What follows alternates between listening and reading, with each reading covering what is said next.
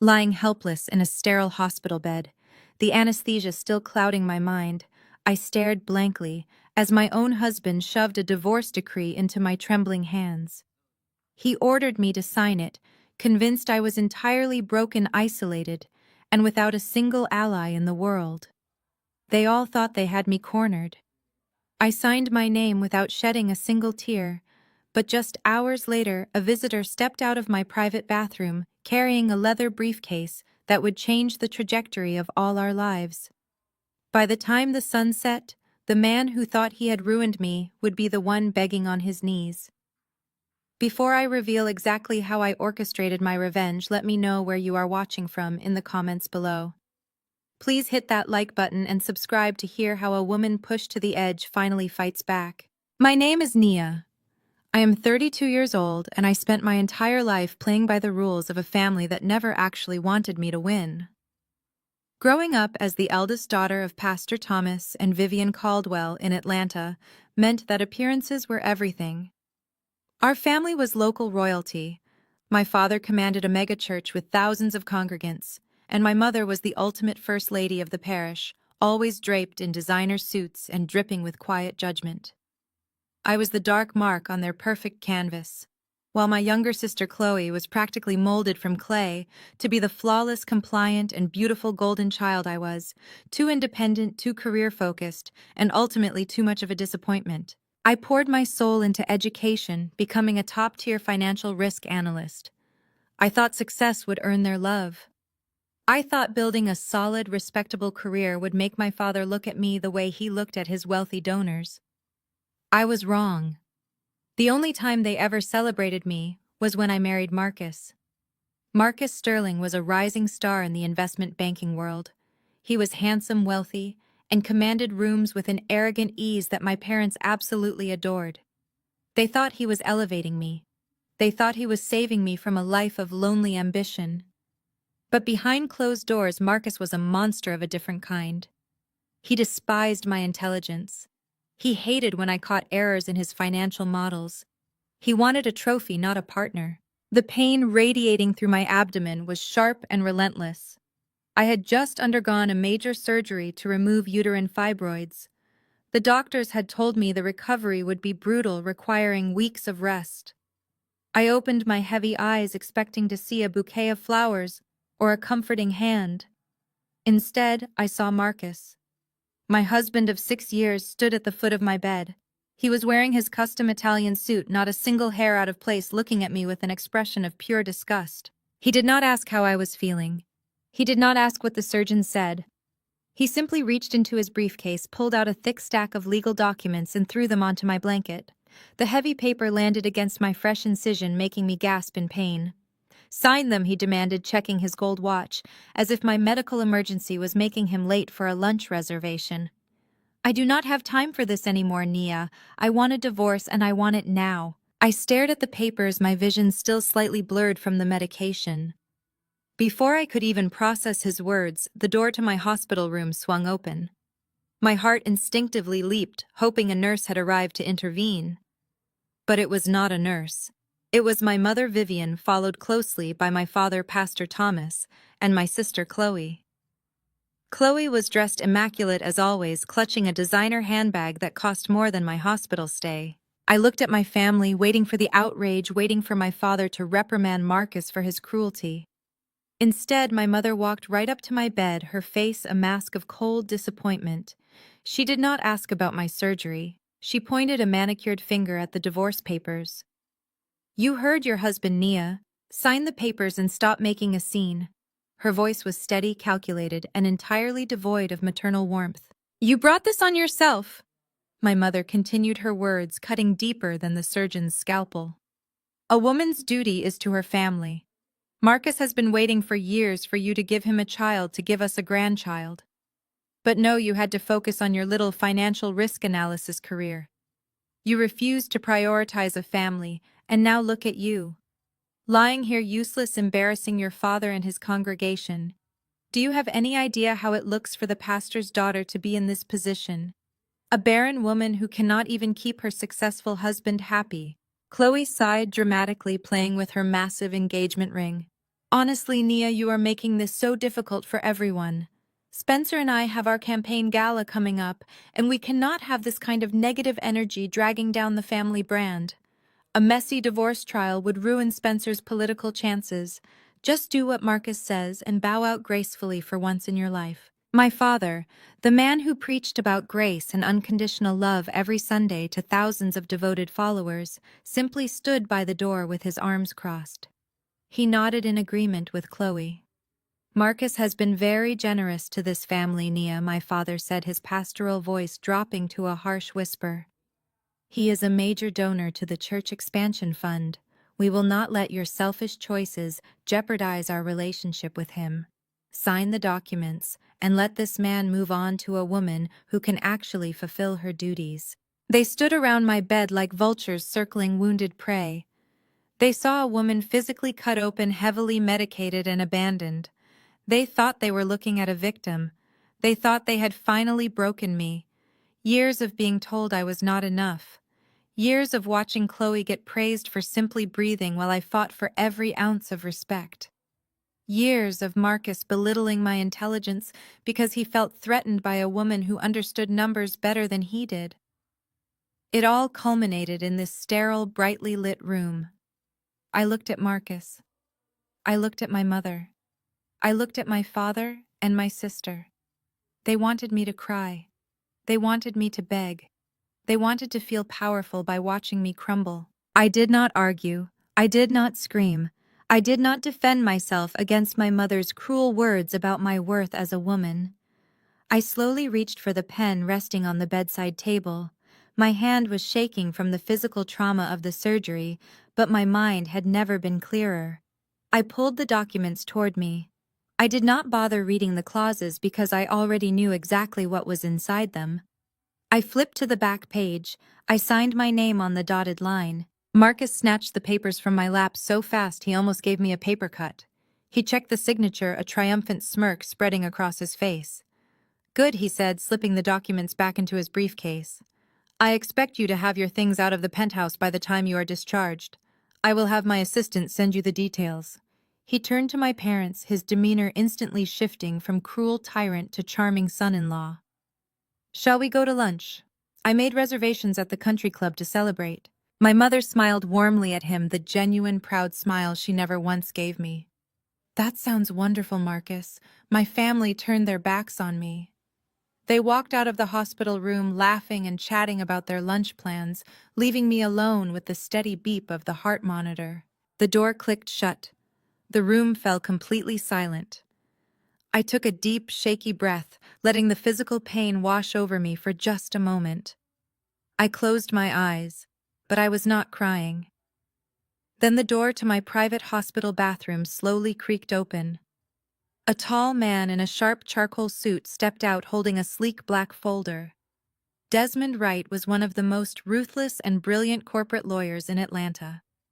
He walked over to my bed, looking at the door my family had just exited through, and let out a low chuckle.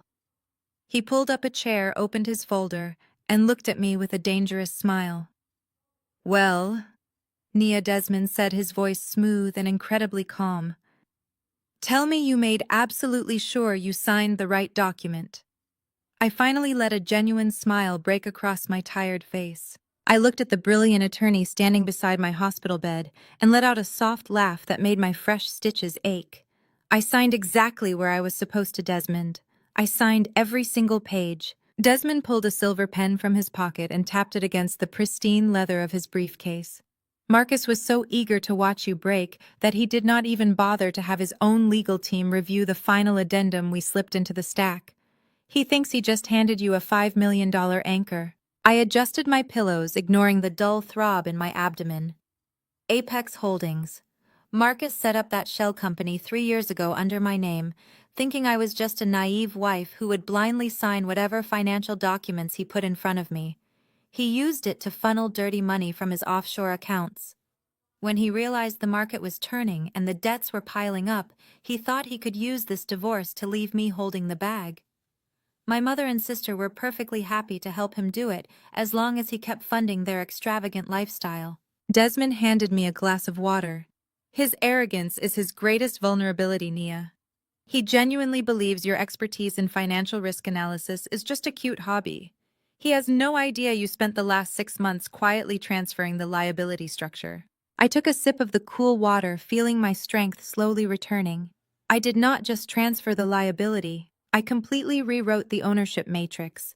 The papers he just forced me to sign under duress legally nullify my involvement with Apex Holdings entirely.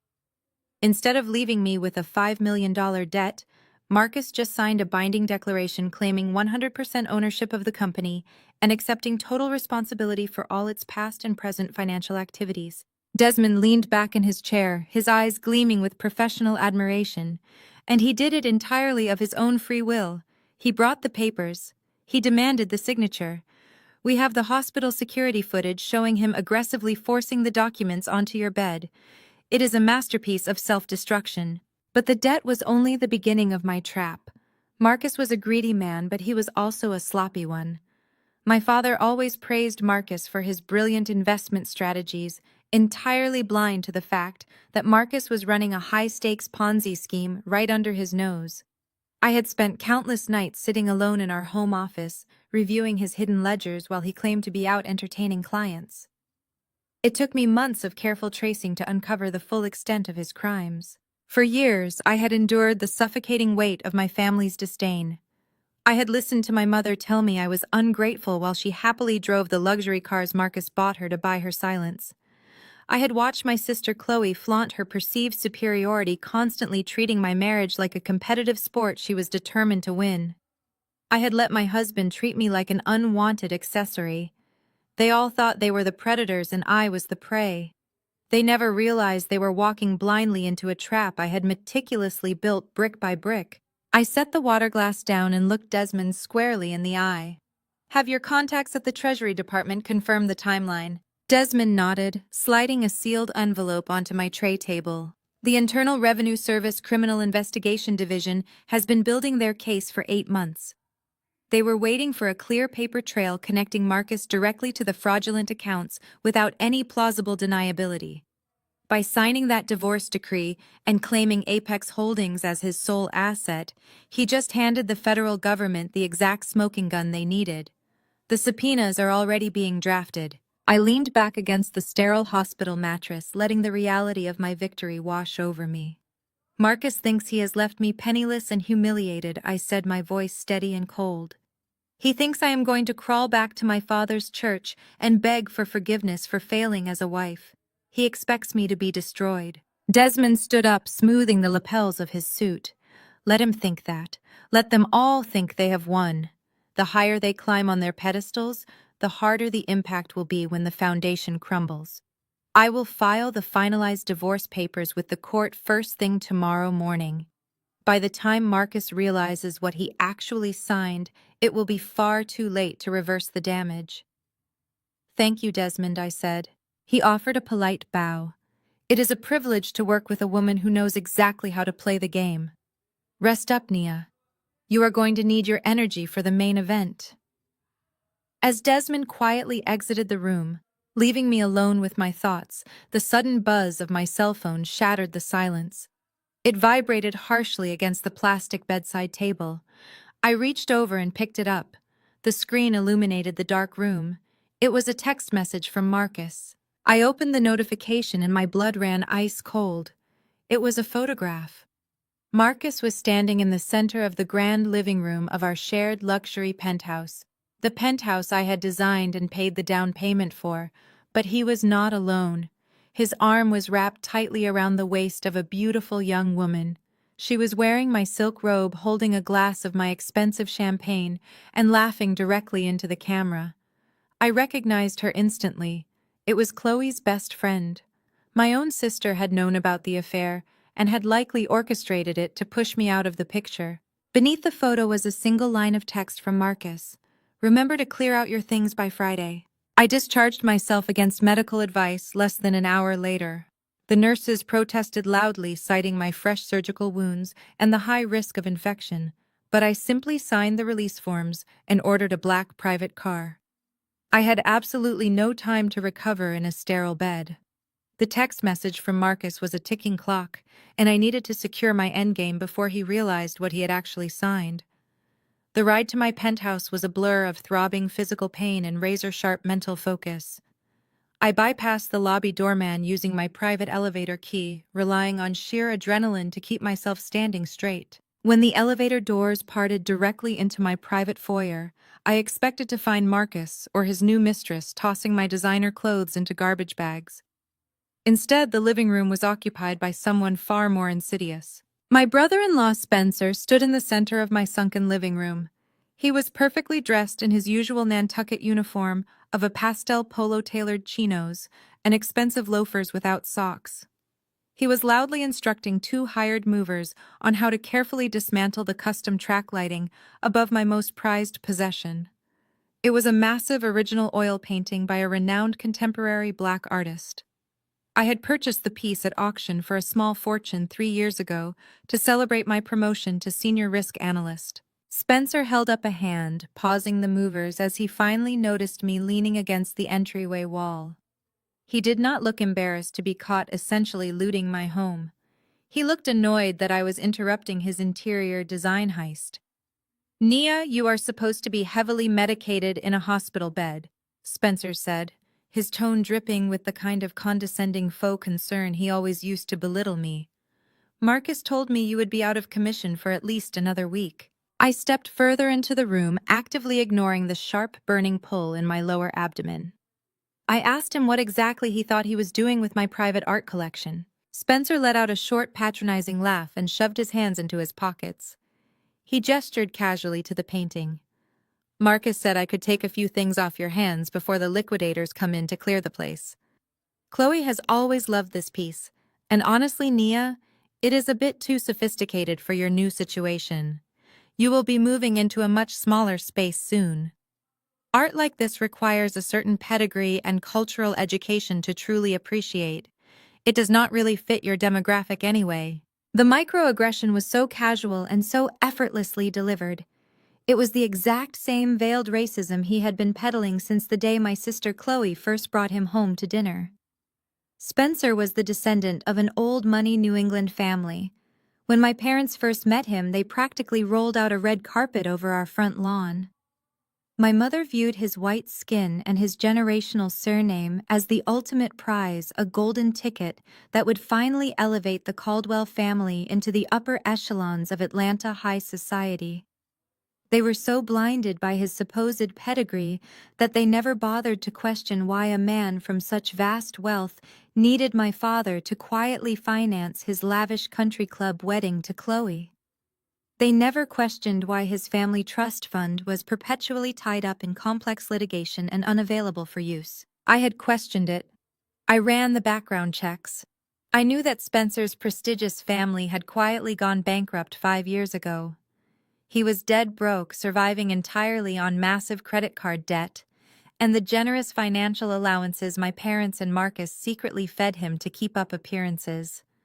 But to my family, he was royalty, and I was just the angry, bitter sister who refused to bow down to their savior. I walked slowly toward him, stopping just a few feet away from the canvas. I told the two hired movers that they could take their break out in the hallway. They eagerly scurried out, leaving Spencer and me completely alone in the vast, quiet space of the penthouse. "You are trespassing on my property, Spencer," I stated, my voice perfectly level and devoid of any emotion. He scoffed, stepping closer to me, trying to use his height to physically intimidate me. "This is not your house anymore, Nia. Marcus is calling the shots now. He told me everything that happened at the hospital. You are cut out completely. You should just pack a cheap suitcase and leave the city quietly. Maybe move back to the South Side where people like you belong. Do not make this harder than it has to be." Marcus upgraded to someone less difficult, someone who actually knows how to treat a successful man with respect. He smiled a nasty, cruel smirk that revealed the desperate little boy hiding behind the designer clothes. He reached out and tapped the heavy gilded frame of the expensive painting. "This is going to look fantastic in my new campaign office. Consider it a parting gift to the family you so thoroughly disappointed." I did not yell. I did not demand he leave my property. I did not even try to stop him from laying his hands on my painting. The physical pain in my stomach was intense, but the psychological thrill of watching him dig his own grave completely overpowered it. I gestured toward the heavy canvas with an open palm. "Go ahead," I told him. "Take it down." Spencer looked momentarily confused by my easy surrender, but his overwhelming arrogance quickly shoved the confusion aside. He chuckled, shaking his head at what he perceived as my total defeat. "Good girl," he mocked, turning his back on me. "At least you finally learned when to fold a losing hand." He reached out and grabbed the edge of the heavy, ornate frame. He pulled the massive painting away from the wall, expecting a triumphant moment of claiming his prize. As the canvas swung outward, the hidden compartment built directly into the drywall was instantly exposed. Spencer froze. Hidden perfectly behind the center of the painting was a steel wall safe. Spencer's eyes widened with pure, unadulterated greed. He clearly thought he had just stumbled upon Marcus's hidden cash reserves or my expensive jewelry collection. He carelessly dropped the beautiful painting onto the hardwood floor, ignoring the loud, sickening crack of the custom frame, and eagerly reached for the safe handle. He pulled the heavy metal door. It was already unlocked. The door swung wide open, revealing the interior. Spencer stared into the dark metal box. His arrogant smile vanished entirely, replaced by a look of sheer, panicked confusion. The safe was completely empty. There were no stacks of $100 bills. There were no diamonds. There were no bearer bonds. Every single item had been meticulously cleared out. He turned to me, his face chalky white, his privileged mask slipping to reveal genuine rising terror. "Where is it?" he demanded, his voice cracking with sudden desperation. "Where are the ledgers?" I simply smiled at him. I slid my hand deep into the pocket of my wool coat. My fingers brushed against a small, cold metal object. It was an encrypted flash drive. On that tiny drive were hundreds of digitized transaction records, offshore wire transfers, and shell company mandates. It was the absolute, indisputable proof that Spencer had been actively laundering his non-existent wealth through Marcus's fraudulent accounts to fund his fake high society lifestyle and his upcoming political campaign. They thought they had stripped me of my power. They thought they had left me with absolutely nothing but a surgical scar and a broken marriage. But as I looked at Spencer's terrified face, I knew the undeniable truth. I held the keys to their utter destruction right in the palm of my hand. The heavy mahogany doors of my parents' formal dining room felt cold beneath my palms. I pushed them open without knocking. The clinking of crystal glasses and the low murmur of self-congratulatory laughter stopped instantly. They were all seated around the massive table, still wearing their impeccable Sunday service attire. My father sat at the head, radiating pastoral authority. My mother sat at his right, dripping in pearls paid for by church donations. Down the sides sat Marcus, Chloe, and Spencer. Spencer looked absolutely terrified. His face was the color of chalk. He gripped his linen napkins so tightly his knuckles were white. He knew what I had. He knew what was on the flash drive, burning a hole in my coat pocket. But looking at the smug faces of my parents and my soon-to-be ex-husband, it was blatantly obvious Spencer had kept his mouth shut. He had been too much of a coward to tell them the truth about the empty safe. My mother was the first to break the silence. She carefully placed her silver fork down onto her bone china plate. "What exactly are you doing here, Nia? This is a private family dinner. We are celebrating." I stepped fully into the room. The physical pain from my surgery was a dull, constant ache, but I stood perfectly straight. I refused to show them weakness. I refused to shrink. I refused to be the victim they so desperately needed me to be. "I am family mother," I replied, my voice echoing in the large room. "Or did my invitation get lost in the mail, along with your concern for my recovery?" My father sighed, rubbing his temples like I was a toddler throwing a tantrum. "Do not start this today, Nia. We just had a beautiful service." The congregation was moved to tears. "Do not bring your dark cloud into this house. You have already caused enough embarrassment for 1 week." Embarrassment. The word echoed in my mind. Embarrassment. My entire existence was an embarrassment to them because I demanded respect instead of begging for it. My mother scoffed, picking up her wineglass. Look at you, showing up here uninvited wearing that failure face of yours. You look exhausted, Nia. You look completely drained. You could not even keep a man like Marcus happy, and now you want to bring your misery to our Sunday table. We do not want your negativity here. We are focusing on the future, the bright, successful future of this family. Chloe leaned forward, her massive diamond catching the light from the chandelier overhead. She linked her arm through Spencer's. Spencer remained entirely rigid, refusing to make eye contact with me. Mom is right, Nia, Chloe chimed in with her sickeningly sweet voice. We are actually in the middle of a very important discussion. Spencer is officially announcing his candidacy for the Atlanta City Council next month. The Caldwell family is stepping into politics. Spencer brings such a refined legacy to our name. He has the pedigree, the connections, the old money charm. We are going to be unstoppable. I looked at Spencer, the man with the refined legacy who had literally just been caught trying to steal my artwork to pay off his secret credit card debt. The man whose old money trust fund was a complete illusion. I let a slow, deliberate smile touch my lips. Spencer swallowed hard, sweat beading on his forehead. And the best part, Chloe continued completely oblivious to her husband's rising panic, is that Marcus is going to be our diamond sponsor. Marcus has agreed to completely fund the initial launch of the campaign. He is making a massive donation through Apex Holdings to ensure Spencer gets the best media coverage possible.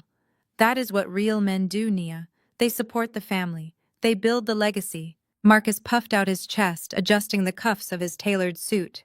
He looked at me with a mixture of pity and supreme arrogance. He genuinely believed he was the king of the world. He genuinely believed he had crushed me under his heel and was now gracefully showering his wealth upon my grateful family. It is the least I could do for Pastor Thomas. And Vivian, Marcus said, his voice dripping with false humility. This family has always treated me like a true son, and I protect my own, even when certain people try to tear it all down. He turned his gaze directly to me. I could see the cruel satisfaction dancing in his eyes. He thought he had outsmarted me. He thought the divorce papers he forced me to sign had legally bound me to his $5 million debt. He thought I was standing in my parents' dining room because I was desperate and broken. Actually, Nia, since you are here, Marcus said, reaching into the inner pocket of his suit jacket. Let us handle some final business. I was going to have my assistant mail this to you, but doing it in person feels more appropriate. He pulled out a sleek leather checkbook and a gold fountain pen. He quickly scribbled a number, tore the check from the binding, and tossed it across the polished mahogany table. It fluttered through the air and landed right in front of me. I looked down. It was a check made out to me for exactly $10,000. I know the divorce leaves you in a tough spot, Marcus said, leaning back in his chair and crossing his arms. Consider that a parting gift, a little charity to help you get back on your feet. $10,000 should be enough for you to put a deposit down on a small, cheap apartment somewhere on the south side, somewhere that fits your new budget. You need to accept reality, Nia. You are out of the game. Take the money, pack whatever cheap clothes you have left, and disappear quietly. Do not drag this out. My mother nodded in agreement, sipping her red wine. You should thank him, Nia. He is being far more generous than you deserve after the way you failed him. Take the money and go. Let us enjoy our celebration in peace. I stood there staring at the small piece of paper resting on the immaculate white tablecloth. $10,000. A pity payment. A final slap in the face meant to solidify my position at the bottom of the hierarchy. They wanted me to snatch it up with trembling hands and scurry away into the shadows. They wanted me to be small. I reached down and picked up the check. Marcus smirked. Chloe rolled her eyes. My parents looked thoroughly relieved that I was apparently accepting my defeat. Only Spencer remained frozen, staring at me with wide, terrified eyes. He knew I was not surrendering. I held the check up, examining the neat handwriting and the bold signature of the man who thought he owned the world. Then I reached into my coat pocket. I bypassed the encrypted flash drive containing the evidence of their financial crimes and pulled out the heavy gold-plated lighter I had taken from Marcus's study earlier that morning. The metallic click of the lighter opening echoed sharply in the quiet dining room. Marcus frowned. His smirk faltered. "What are you doing?" I flicked the wheel. A bright orange flame erupted into the air. I did not say a single word. I simply held the edge of the $10,000 check directly over the flame. The thick paper caught fire instantly. My mother gasped, dropping her wine glass. It shattered against the hardwood floor, splashing dark red liquid everywhere. "Nia, have you lost your mind?" Vivian shrieked. I held the burning check as the flames rapidly consumed the paper, turning Marcus's arrogant charity into fragile black ash. The heat licked at my fingertips, but I did not blink. I did not flinch. I kept my eyes locked entirely on Marcus. His face twisted from confusion into absolute fury as he watched his money burn. When the flame reached my fingers, I casually dropped the burning remains directly onto the center of my mother's pristine, untouched bone china dinner plate. The ashes scattered across the table, leaving a dark, ugly stain on the perfect white linen. "I do not need your charity, Marcus," I said, my voice dropping to a low, deadly calm. "And I certainly do not need your dirty money." Marcus slammed his hands on the table and stood up, kicking his chair back. "You ungrateful witch! I just offered you a lifeline and you burn it. You have nothing. You are walking away from this marriage with absolutely nothing but the debt I buried you in. You are finished." I looked at his red, furious face, and then I looked at Spencer. Spencer was physically shaking now, gripping the table edge so hard his fingers were turning blue. "Am I finished, Marcus?" I asked, tilting my head slightly. "Why don't you ask your future city councilman about that? Why don't you ask Spencer what he found behind the painting in my penthouse today?" Every head at the table instantly snapped toward Spencer. Chloe looked at her husband with deep confusion. "Spencer, what is she talking about?" Spencer opened his mouth, but no sound came out. He looked at Marcus like a man standing on the gallows waiting for the trapdoor to open. "Tell them, Spencer." I commanded the authority in my voice, leaving no room for argument. "Tell the diamond sponsor exactly what happened to the offshore ledgers."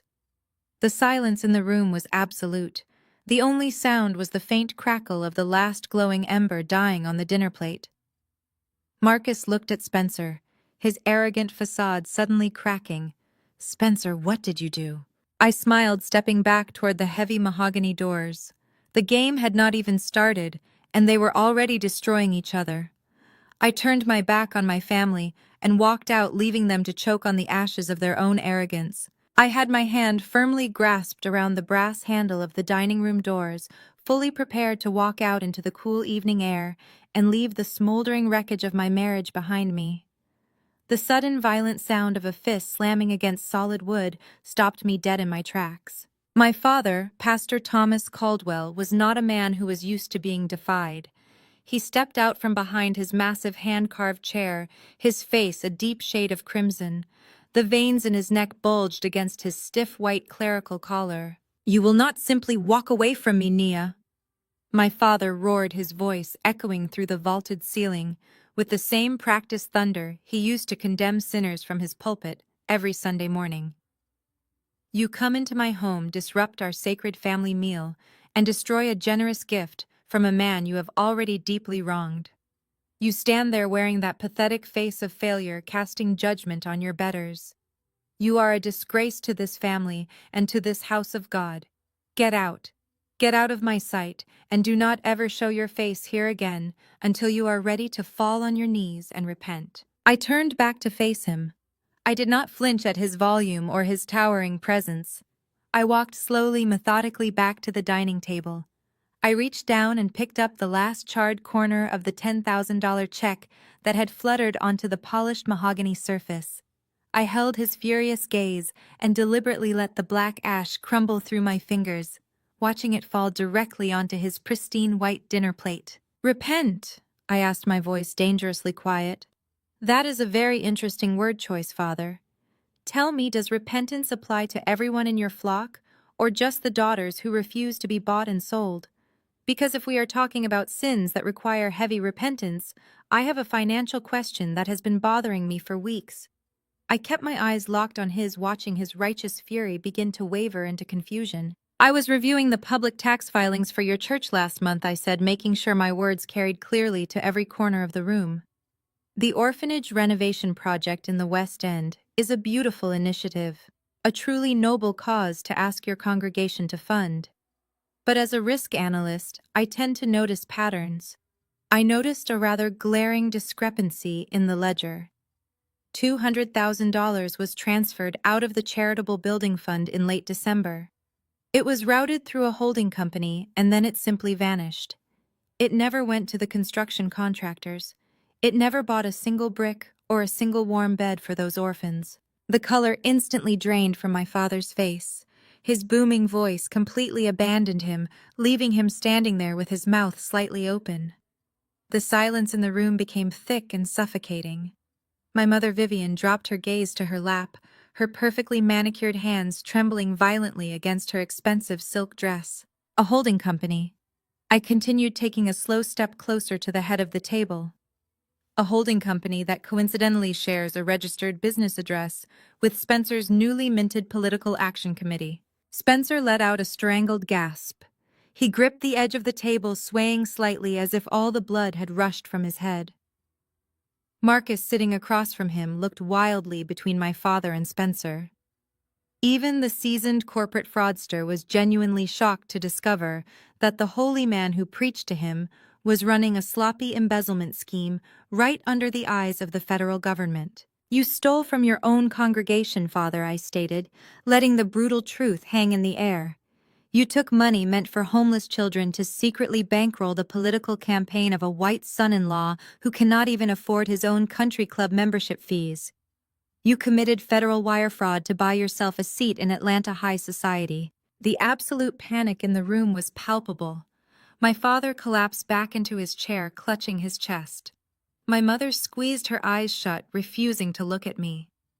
Chloe, realizing that her perfect life, her husband's political future, and her family's entire legacy were about to go up in spectacular flames, physically launched herself out of her seat. She lunged across the room and grabbed my arm, her sharp acrylic nails digging deeply into the wool of my coat. "We need to talk in private right now," Chloe hissed, pulling me aggressively toward the heavy swinging doors that led to the catering kitchen. I let her drag me. I wanted to see exactly how far the golden child was willing to go when her back was finally pushed against the wall. The catering kitchen was a stark contrast to the opulent dining room. Stainless steel counters, bright fluorescent lights, and total soundproof isolation. As soon as the heavy doors swung shut behind us, Chloe dropped her sweet, innocent facade entirely. The polished southern belle vanished. Her face twisted into a snarl of pure venom. "You listen to me, you jealous, bitter failure," Chloe spat, shoving me back against the stainless steel refrigerator. "You are not going to ruin this for me. You are not going to walk in here and destroy Spencer's campaign with your psychotic financial conspiracy theories. We are going to be the most powerful political couple in this city, and I will not let you drag us down into the mud with your messy divorce." I brushed her hand off my coat, adjusting my collar with calm precision. "They are not theories, Chloe. They are bank records. And they are going to put our father in federal prison alongside your pathetic excuse for a husband." Chloe laughed, a high-pitched, desperate sound that bordered on hysterical. "You think anyone is going to believe you? You are a discarded barren wife who just got served divorce papers while lying heavily medicated in a hospital bed. You have zero credibility, Nia. Everyone pities you. They always have. You are nothing but a cautionary tale of what happens when a woman forgets her place." She paced the length of the kitchen, her expensive designer heels clicking sharply against the white tile floor. Her chest heaved as she gathered her thoughts, her arrogance blinding her to the danger she was placing herself in. "You think you are so smart with your risk analysis and your spreadsheets," Chloe mocked, turning to glare at me. "But you were too stupid to see what was happening right in front of your own eyes. Marcus came to me months ago. He told me he was drowning in bad investments and needed a quick way out of your marriage without losing his remaining assets to a judge.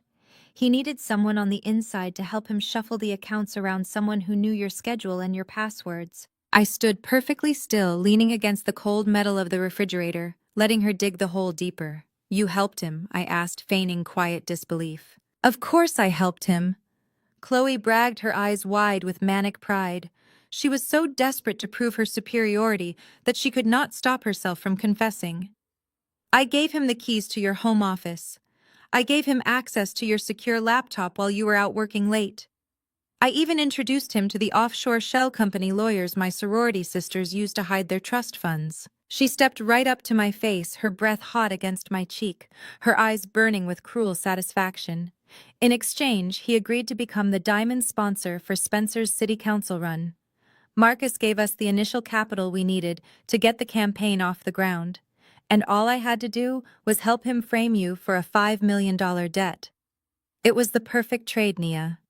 Marcus gets his freedom and his hidden money. Spencer gets his political career. My parents get the prestigious son-in-law they always wanted. Everyone wins. Except you. She crossed her arms, looking me up and down with utter disgust. "You are going to keep your mouth shut about the church funds, Nia.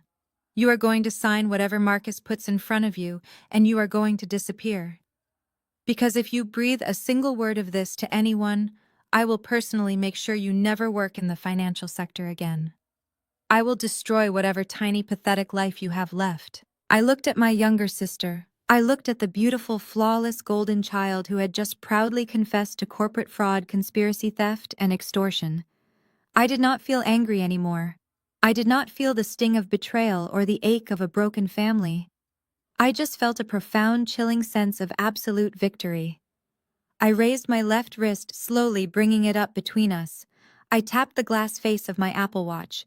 The small red recording icon immediately stopped blinking. I smiled, watching the realization slowly wash over Chloe's face, as the blood drained entirely from her cheeks, leaving her looking like a terrified ghost under the bright fluorescent lights. The heavy catering kitchen doors swung shut behind me, cutting off the sound of my sister's frantic hyperventilating.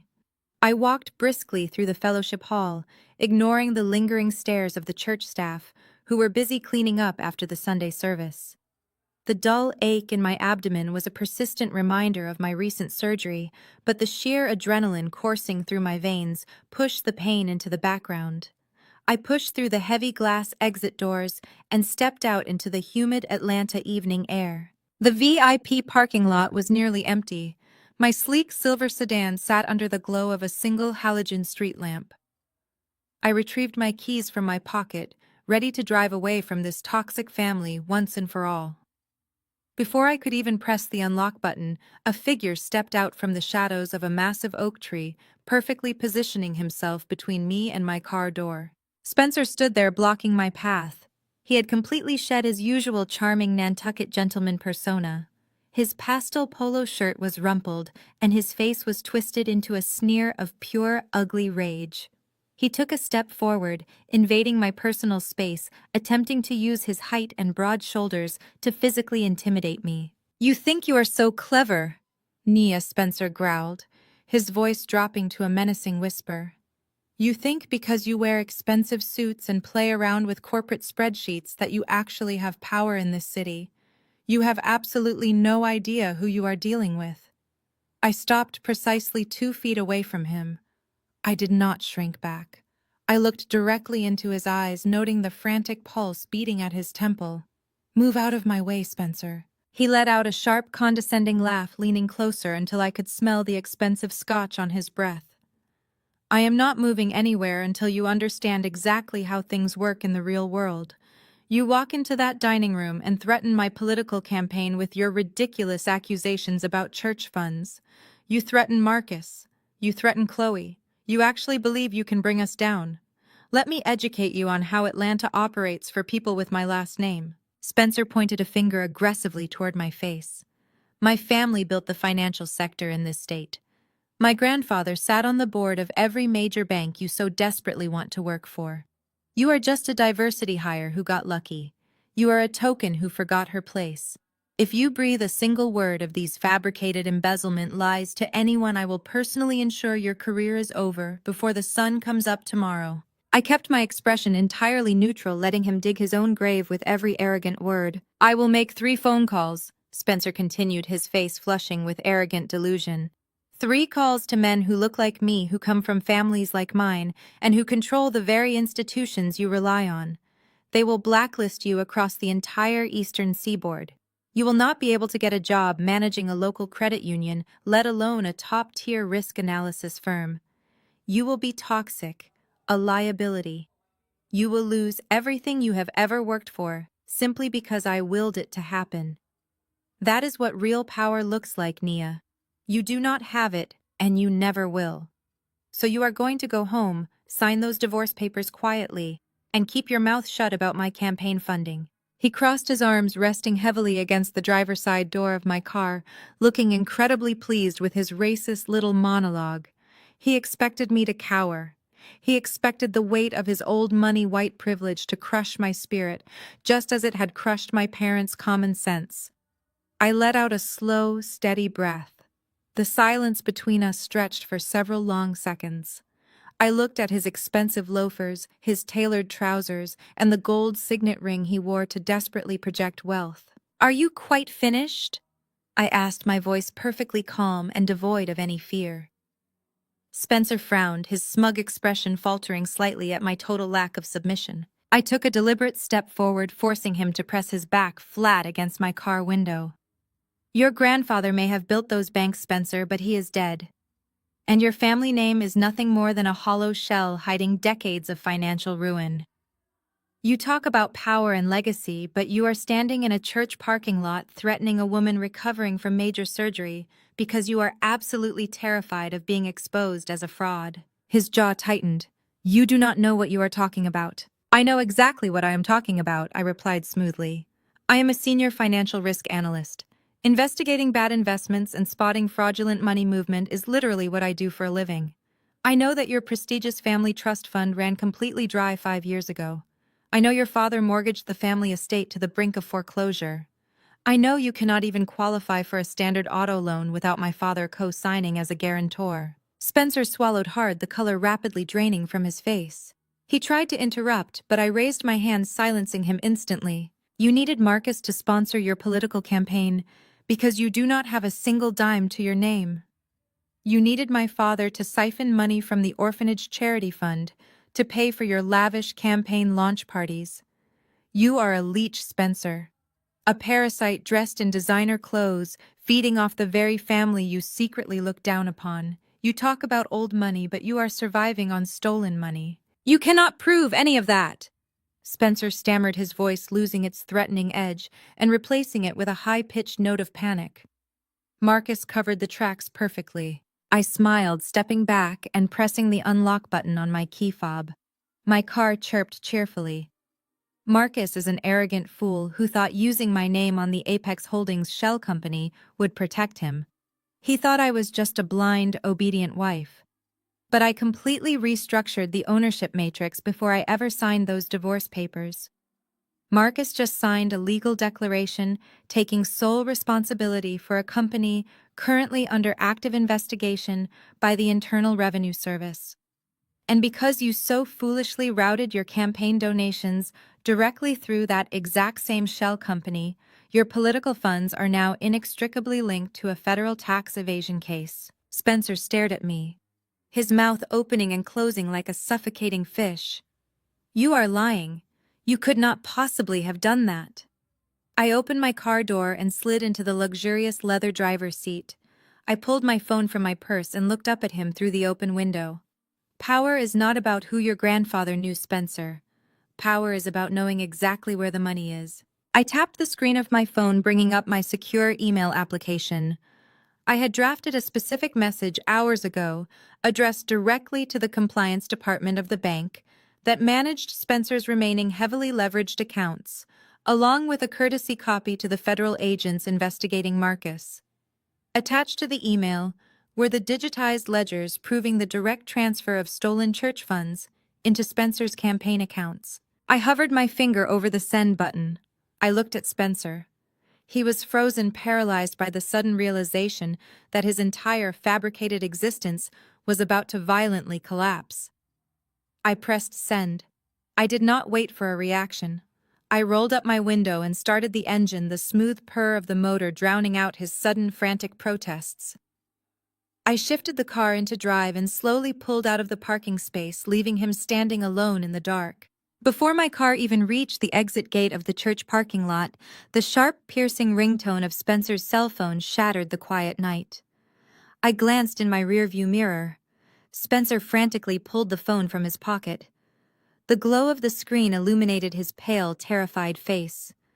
He answered the call, and I watched his shoulders instantly slump, his entire body folding in on itself. The bank had received the documents. The fraud alerts were triggered. His accounts were officially frozen. His campaign was dead. His freedom was running on borrowed time. I turned my car onto the main road, leaving the ruins of their arrogance far behind me, ready to handle Marcus next. A month passed in a blur of meticulous preparation and absolute silence on my end. I let them believe they had won. I let my sudden absence from their lives act as a white flag of surrender. They were so blinded by their own narcissism that they interpreted my silence as defeat, rather than the calm before a devastating storm. Tonight was the culmination of their arrogance.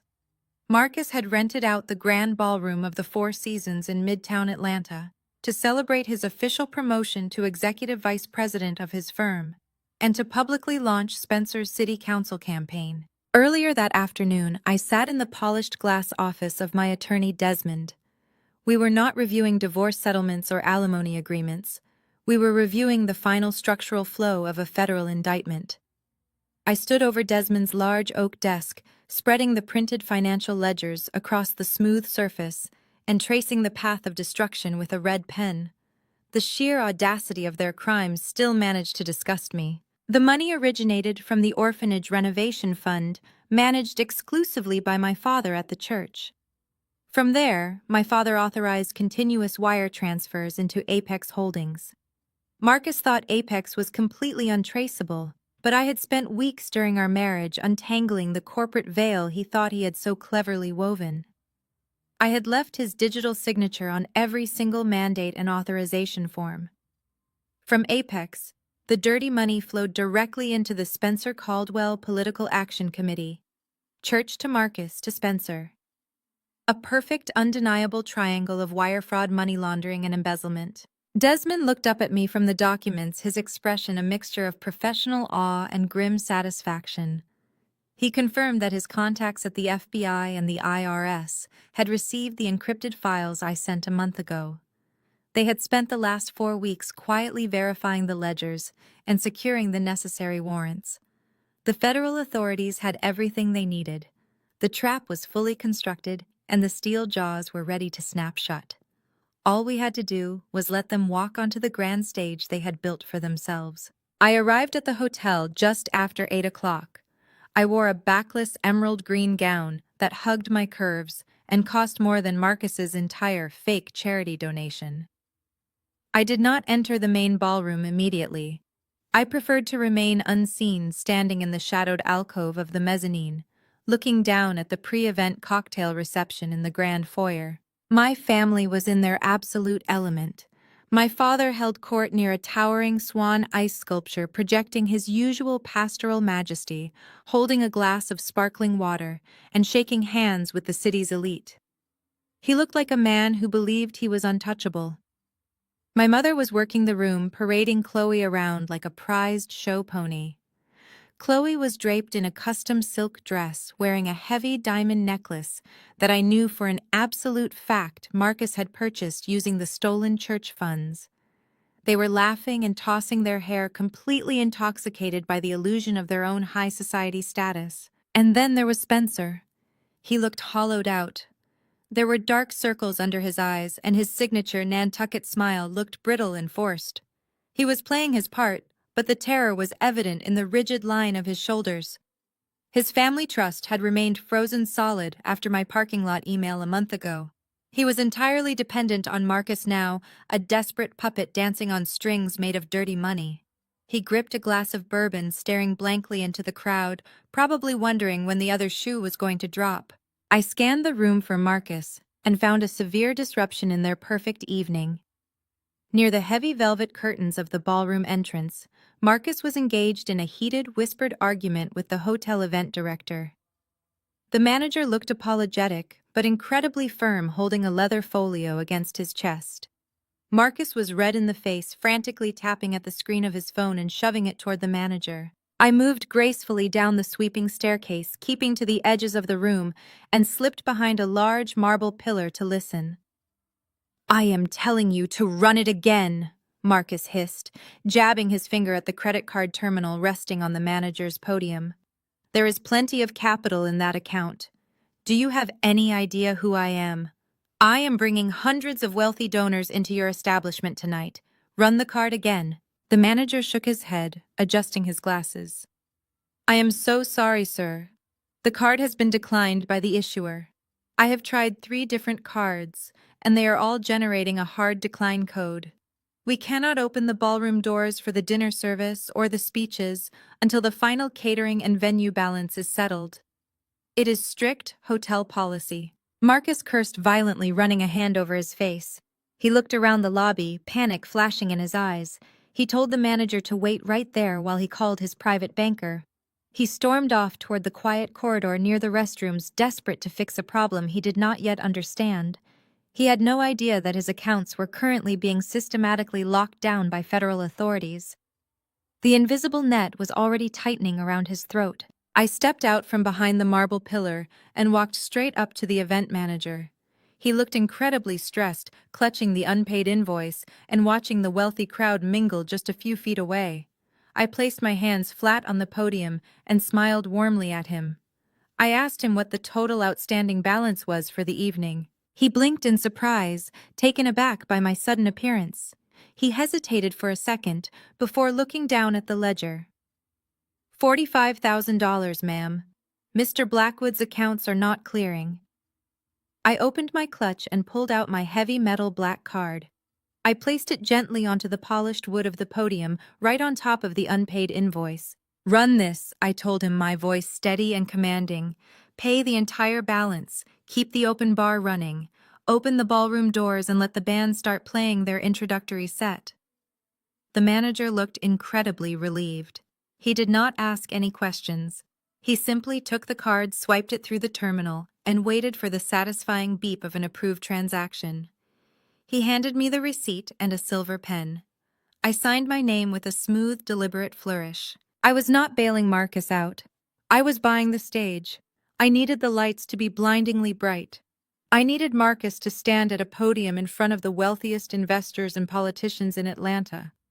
I needed Spencer to proudly announce his campaign backed by a corrupt pastor and a fraudulent banker. You cannot push someone off a cliff if they never reach the peak of the mountain.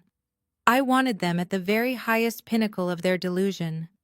I wanted them to feel the absolute intoxicating thrill of ultimate success right before I brought the entire mountain crashing down on top of them. I took my card back and slipped it into my clutch. I told the manager to make the announcement that dinner was served. I turned and walked into the grand ballroom, ready to take my seat and watch the greatest show of their lives. The double doors to the grand ballroom stood wide open, revealing a sea of silk tuxedos and glittering diamonds. I stepped over the threshold and the sheer volume of the room washed over me. A live jazz band played softly in the corner over the steady hum of 100 different conversations. Waitstaff in crisp white uniforms glided effortlessly through the crowd carrying silver trays lined with crystal champagne flutes. This was Marcus's ultimate playground. It was a monument to his ego funded entirely by his financial crimes and Spencer's fake political pedigree. I moved through the crowd with measured, deliberate steps. The emerald green silk of my gown swept against the polished marble floor. I did not rush. I let the heavy fabric trail behind me like liquid glass. Heads began to turn, conversations faltered. I could feel the weight of a dozen curious stares landing on my shoulders, but I kept my chin elevated. For years, I had walked into these corporate galas as an accessory. I had been Marcus's quiet, supportive wife, trained to stand slightly behind his right shoulder and smile at his stale jokes. Tonight, I was the main event. I had barely made it past the central ice sculpture when a sharp, manicured hand clamped down hard on my bare wrist. Her fingernails dug into my skin with genuine malice. I turned slowly, looking down into the furious face of my mother. Vivian Caldwell's perfectly powdered complexion was mottled with red splotches of sheer panic. Her eyes darted wildly around the room, checking to see if any of the elite donors had witnessed her sudden, aggressive movement. "What in the name of God do you think you are doing here?" Vivian hissed, her voice a frantic, venomous whisper. She tried to pull me toward a secluded alcove hidden behind a massive floral arrangement. She was terrified of a public scene, but completely incapable of hiding her absolute disgust for my presence. I easily broke her grip, smoothing the silk of my gown where she had wrinkled it. "I am attending a celebration, Mother," I replied, my tone dangerously mild. I was under the impression that this was a monumental night for our family. "You are not part of this family tonight." Vivian spat, her voice trembling with rage. "You are a stain on this evening. Look at you parading around in that dress, trying to draw attention to yourself. Do you have absolutely no shame, Nia?" Marcus is about to take the stage to officially announce his promotion. He is about to introduce Spencer to the most powerful political backers in the state. And you show up here like a desperate beggar trying to ruin Chloe's perfect night just because your own life is a miserable failure. I looked at the woman who had given birth to me. For my entire life, she had worshipped at the altar of appearances. She had sacrificed my happiness, my self-worth, and my dignity just to secure a front-row seat among Atlanta's high society. She did not care that Marcus had destroyed me financially. She only cared that Marcus was currently paying for the champagne she was drinking. "I am not here to beg Vivian," I stated coldly, dropping the title of mother entirely. "I am here to watch the investment mature." Vivian's eyes narrowed. She had no idea what I meant, and she did not care. "You are leaving right now. I will not allow you to embarrass your father in front of the mayor. I will not allow you to jeopardize Marcus's goodwill toward this family. You had your chance to accept his generous $10,000 gift, and you burned it. Now you have nothing. You are nothing. Turn around and walk out those doors before I have you physically removed." I held my ground. I did not move a single inch. I smiled down at her, letting the silence stretch until her panic began to boil over into raw desperation. As we stood locked in that bitter standoff, the crowd parted slightly, and Marcus appeared. He had a crystal tumbler of scotch in his hand, and that familiar, arrogant smirk plastered across his face. He walked up to my mother and placed a heavy protective hand on her shoulder, playing the role of the perfect son-in-law. "Is there a problem?" Vivian, Marcus asked, his eyes raking over my dress with a mixture of mockery and disdain. He leaned forward, lowering his voice, so only the three of us could hear.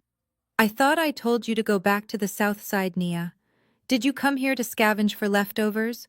Or did you finally realize that burning my check was a massive mistake and you came crawling back to ask for another one?" He took a sip of his scotch, shaking his head in mock pity.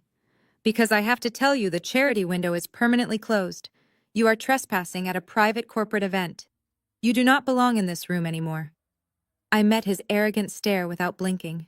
"I think you will find that my name holds far more weight in this room than yours ever will, Marcus." Marcus barked out a harsh, cruel laugh. "Your name. Your name is attached to $5 million of phantom debt. You are a ruined woman playing dress-up." He turned to my mother, his tone shifting to brisk annoyance. "Vivian, I do not want her anywhere near the stage when Spencer makes his speech. The optics are terrible. Get rid of her." My mother nodded eagerly, completely subservient to the man holding the purse strings. She raised her hand and snapped her fingers sharply, signaling toward the heavy brass doors of the ballroom. Within seconds, 4 large men in immaculate black suits began moving swiftly through the crowd toward us. The hotel security team. They navigated the wealthy guests with practiced precision, their faces stony and entirely professional. Vivian crossed her arms, looking at me with triumphant vindication. "You brought this on yourself, Nia. You refused to know your place. Now you are going to be thrown out of the 4 seasons like a common criminal. I hope the humiliation finally breaks that stubborn pride of yours." The 4 security guards formed a tight perimeter around us, blocking us from the view of the main party. The lead guard, a tall, broad-shouldered man with a silver earpiece and a name tag that read, Vance stepped directly in front of me. Marcus stepped back, crossing his arms and grinning. "Escort her off the property," Vance Marcus ordered, his voice dripping with authority. "She is not on the guest list. She is an uninvited nuisance and she is harassing my mother-in-law. If she resists, call the police and have her arrested for trespassing." Vance did not look at Marcus. He did not look at my mother. He kept his eyes fixed entirely on me. The tension in the small circle was suffocating. My mother waited with bated breath, eager to see me grabbed by the arms and dragged out in front of the city's elite. Instead, the towering head of security took a deliberate step back. He placed his hands clasped politely in front of him and bowed his head in a gesture of profound, absolute respect. "Good evening, Chairman Sterling Vance," said his deep voice, carrying clearly over the soft jazz music playing in the background. "We were not expecting you to arrive in person tonight. The executive suite has been prepared for you. Is there a problem with these guests?" The silence that followed was so absolute, it felt like all the oxygen had been instantly sucked out of the room. Marcus froze. His smug smile vanished entirely, replaced by a look of sheer, unadulterated shock. His eyes darted from Vance to me, and back again, his brain completely failing to process the words he had just heard. My mother let out a strangled gasp. She stumbled back a step, her heel catching on the marble floor. She stared at me, her jaw slack, her eyes wide with total confusion. "Chairman Sterling?" she whispered, her voice cracking. "Nia, what is he talking about?" I slowly turned my gaze from Vance to Marcus. The arrogant executive vice president looked like he was about to vomit. The color had completely drained from his face, leaving him looking pale and sickly under the crystal chandeliers. "Sterling Holdings," I said, my voice smooth and lethal. "It is the private equity firm that bought out the primary mortgage on this hotel 3 weeks ago. I created it shortly after I discovered the offshore accounts you were using to siphon the church funds. I liquidated the actual clean assets you stupidly left unprotected, and I diversified. I own this property, Marcus. I own the ground you are standing on. I own the ballroom you rented. And 10 minutes ago, I paid the $45,000 catering bill that your declined credit cards could not cover, just so I could keep you in this room a little longer." Marcus stared at me, his chest heaving. His mouth opened, but no sound came out. I looked at Vance, who was still standing at perfect attention, waiting for my command. "There is no problem here, Vance," I said, keeping my eyes locked on my terrified ex-husband. Mr. Blackwood was just leaving to prepare for his big speech. I would hate for him to miss his final moment in the spotlight. I smiled, stepping past my mother, who was still frozen in shock. "Enjoy the champagne, Marcus," I whispered as I walked by. "It is on me." I left them standing in the grand foyer, completely paralyzed by the sudden violent shift in their reality. The heavy brass doors of the main ballroom were propped open by 2 hotel staff members who offered me polite, deferential nods as I swept past them. The sheer scale of the room was breathtaking. Crystal chandeliers the size of small cars cast a warm golden light over 60 circular tables draped in white silk. The centerpieces were towering arrangements of white orchids and silver branches. The elite of Atlanta sat in their tailored tuxedos and designer gowns, completely unaware that they were dining inside a rapidly collapsing house of cards. At the far end of the room, a massive elevated stage was bathed in the harsh glare of spotlights.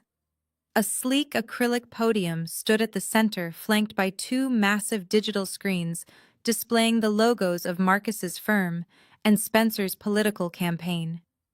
The master of ceremonies, a local television anchor, was just wrapping up his introductory remarks, his voice booming through the state-of-the-art sound system. I walked straight down the center aisle. I did not rush. I let the rhythmic click of my heels against the polished marble floor set the tempo for my execution. Heads began to turn as I passed the first row of tables. The whispering started almost immediately. I was a known figure in these circles, but only as a shadow. I was the quiet wife, the invisible background character who never spoke out of turn.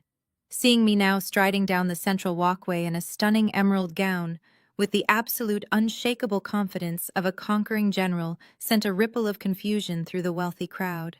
I reached the front of the room just as Marcus emerged from a side door near the stage. He had practically sprinted through the service corridors to beat me there. His face was slick with a fresh sheen of sweat, and his perfectly styled hair was slightly disheveled. He lunged toward the bottom of the stage stairs, desperate to physically block my path. "Nia, you stop right there!" "Marcus?" hissed his voice, a frantic, breathless whisper meant to evade the microphones. "You are not doing this. I will drag you out of here myself." He reached out, grabbing for my bare arm. He never even made contact. Vance, the head of hotel security, materialized from the shadows of the stage curtain with terrifying speed. He stepped smoothly between us, catching Marcus's wrist in a grip that must have felt like a steel vise. 3 more men in black suits instantly flanked Vance, forming an impenetrable human wall at the base of the stairs. "I am going to have to ask you to step back," Sir Vance said, his voice low, calm, and carrying the absolute authority of a man who held all the power. "The chairman requires access to the stage. Do not make me remove you from the premises." Marcus stared at Vance, his mouth opening and closing in silent outrage. He looked down at the massive hand clamped around his wrist, and then up at the 3 security guards staring him down. The reality of his absolute powerlessness finally registered in his eyes. For his entire life, Marcus had used his wealth and his title to bully and intimidate those he deemed beneath him. Now he was standing in his own rented ballroom, completely emasculated by the men he usually paid to protect him. I did not give Marcus another glance. I gathered the silk fabric of my gown and ascended the stairs to the stage. The master of ceremonies looked confused, but as I stepped up to the podium and offered him a polite smile, he intuitively stepped aside, assuming this was a planned part of the program. I grasped the edges of the acrylic podium and looked out over the sea of faces. The view from the top was intoxicating. For decades, I had been forced to look up. I had been forced to shrink myself to make my family comfortable. I had swallowed my pride, buried my intelligence, and muted my voice to protect their fragile egos. I had watched my parents shower Chloe with affection and praise, while treating me like a burdensome obligation. I had watched Marcus accept accolades and promotions built on the foundation of my quiet, unseen labor. Now they were all forced to look up at me. In the front row center table, I saw my mother and father. They had rushed into the ballroom after me and were now sitting frozen in their chairs. My father looked physically ill, his pastoral mask entirely gone. My mother was clutching her napkin so tightly her knuckles were stark white. Beside them sat Chloe, her hand resting nervously on the heavy diamond necklace draping her collarbone. Spencer was seated next to her, looking like a man marching toward the gallows. I leaned forward, adjusting the slender microphone. A sharp feedback whine echoed briefly through the massive speakers, instantly silencing the remaining chatter in the room. 500 of Atlanta's most powerful citizens stared up at me, waiting. "Good evening," I said, my voice projecting crisp and clear across the vast expanse of the ballroom. "I know I am not the scheduled entertainment for tonight, but I felt it was absolutely necessary to say a few words." I paused, letting my eyes sweep across the crowd before locking directly onto Marcus, who was still standing helplessly at the bottom of the stairs, flanked by my security team. "I am here to congratulate my ex-husband, Marcus Blackwood." I continued, my tone laced with a smooth, dangerous warmth. "Marcus is a man of incredible ambition. He is a man who understands that true power requires sacrifice.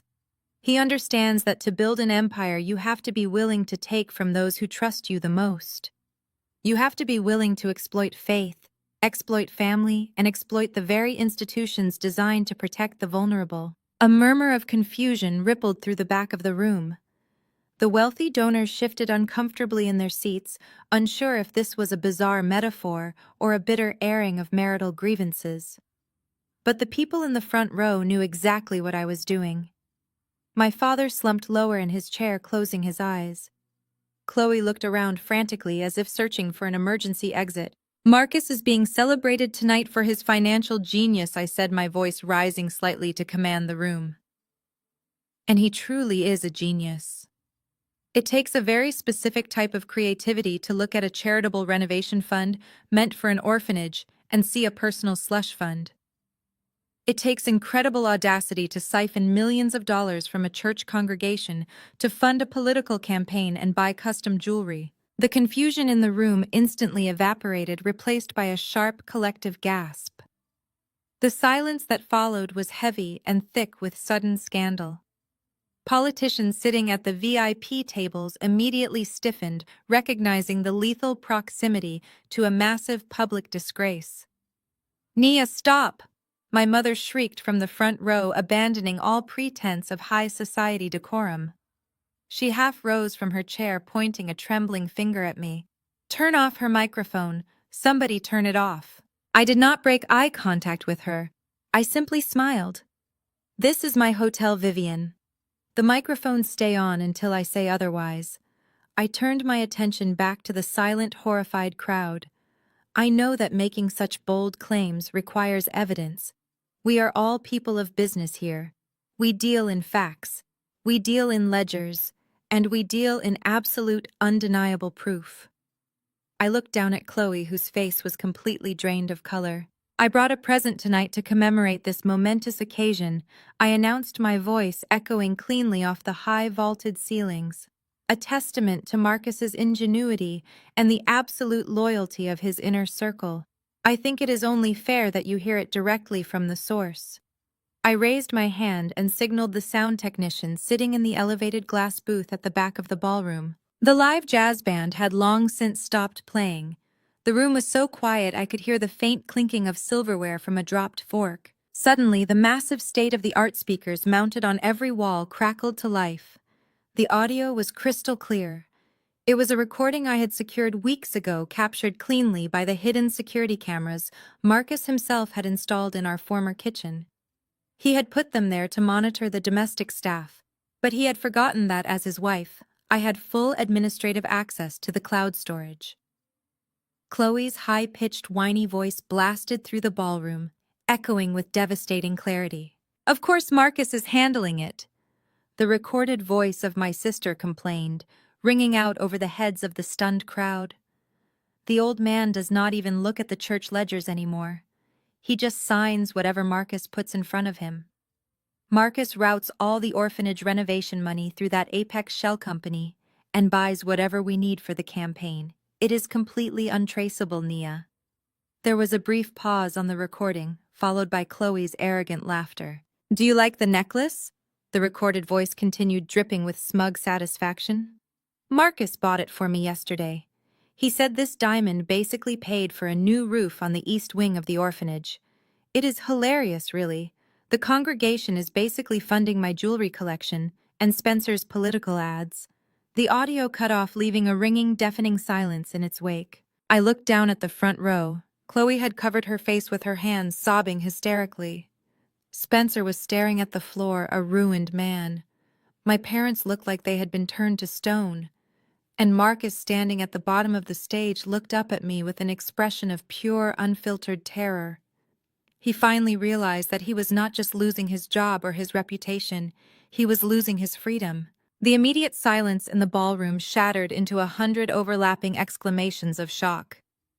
Wealthy investors dropped their crystal champagne glasses to the floor. Prominent politicians immediately began whispering furiously to their aides, instructing them to scrub any association with the Caldwell campaign from their public records. The pristine illusion of high society elegance evaporated instantly, replaced by the raw, panicked energy of a sinking ship. Marcus snapped out of his paralyzed state. The survival instinct of a cornered animal took over, overriding his shock. He spun around wildly, facing the crowd of Atlanta elite. "Do not listen to her," Marcus bellowed, his voice cracking with hysteria. His face was flushed a violent shade of crimson, and sweat beaded heavily on his forehead. "She is insane. She is a bitter, vindictive ex-wife trying to ruin me because I left her. That audio is entirely fabricated. You all know my character. You know my family." He pointed a trembling finger at the stage, his eyes wild and unfocused. "She is trying to extort me. This is a complete setup. He lunged toward the stage stairs again, entirely forgetting the wall of security in front of him. Vance moved with terrifying efficiency. He did not simply block Marcus this time. He stepped forward and planted a massive hand flat against Marcus's chest, shoving him backward with enough force to send him stumbling into a cocktail table. Glasses shattered loudly against the marble floor. "Sir, if you attempt to breach this stage again, I will put you on the floor and hold you there until the police arrive," Vance stated, his deep voice booming without the need for a microphone. Marcus leaned against the broken table, gasping for air and desperately straightening his ruined tuxedo jacket. He looked around the room, begging for a single friendly face to step forward and defend him. He found none. The people who had been eagerly drinking his champagne 5 minutes ago were now staring at him like he was carrying a highly contagious disease. I leaned into the microphone. My voice resonated through the massive speakers, cutting over the chaos with absolute surgical precision. "Fabricated audio is a very convenient excuse, Marcus," I said, looking down at him from the podium. "But it is an incredibly desperate one. And unfortunately for you, the Internal Revenue Service does not prosecute based on audio recordings alone. They prosecute based on paper trails. They prosecute based on legally binding documents bearing your exact handwritten signature." I turned my head slightly toward the glass booth at the back of the room and gave a sharp nod to the technician. The massive digital screens flanking the stage flickered. The vibrant logos of Marcus's firm and Spencer's political campaign vanished entirely. In their place, a stark, high-resolution scan of a legal document illuminated the ballroom. The black and white text was 50 feet tall and impossible to ignore. I heard my mother let out a small, wounded whimper from the front row. She recognized the thick legal formatting immediately. "This," I announced, gesturing gracefully to the towering screens behind me, "is our finalized divorce settlement." The crowd leaned forward, practically vibrating with morbid fascination. They were witnessing a public execution, and nobody could bring themselves to look away. Marcus stared up at the screens, his mouth opening and closing like a suffocating fish. He recognized the document instantly. He was the one who had drafted it. "You all need to understand the context of this specific document." I continued walking slowly across the stage so every person in the room could see my absolute calm. Marcus presented these papers to me while I was lying in a hospital bed. I had just undergone major surgery. I was heavily medicated, physically broken, and emotionally exhausted. He brought a notary to my hospital room because he was terrified I might recover enough to actually read the fine print. He thought I was weak. He thought I was a naive, obedient wife who would simply sign wherever he placed an ink pen just to make the emotional pain go away. I looked down at the front row. Chloe was staring at her lap, completely broken. My father was clutching his chest as if struggling to pull air into his lungs. But I did read the fine print, Marcus. I said, my voice dropping to a dangerous, chilling timbre. "I read every single line while you were busy planning this lavish party with stolen charity money." I clicked a small remote in my hand.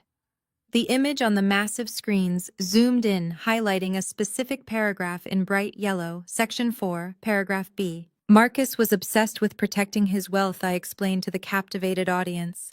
He knew that during a contentious divorce, a spouse is entitled to full financial discovery.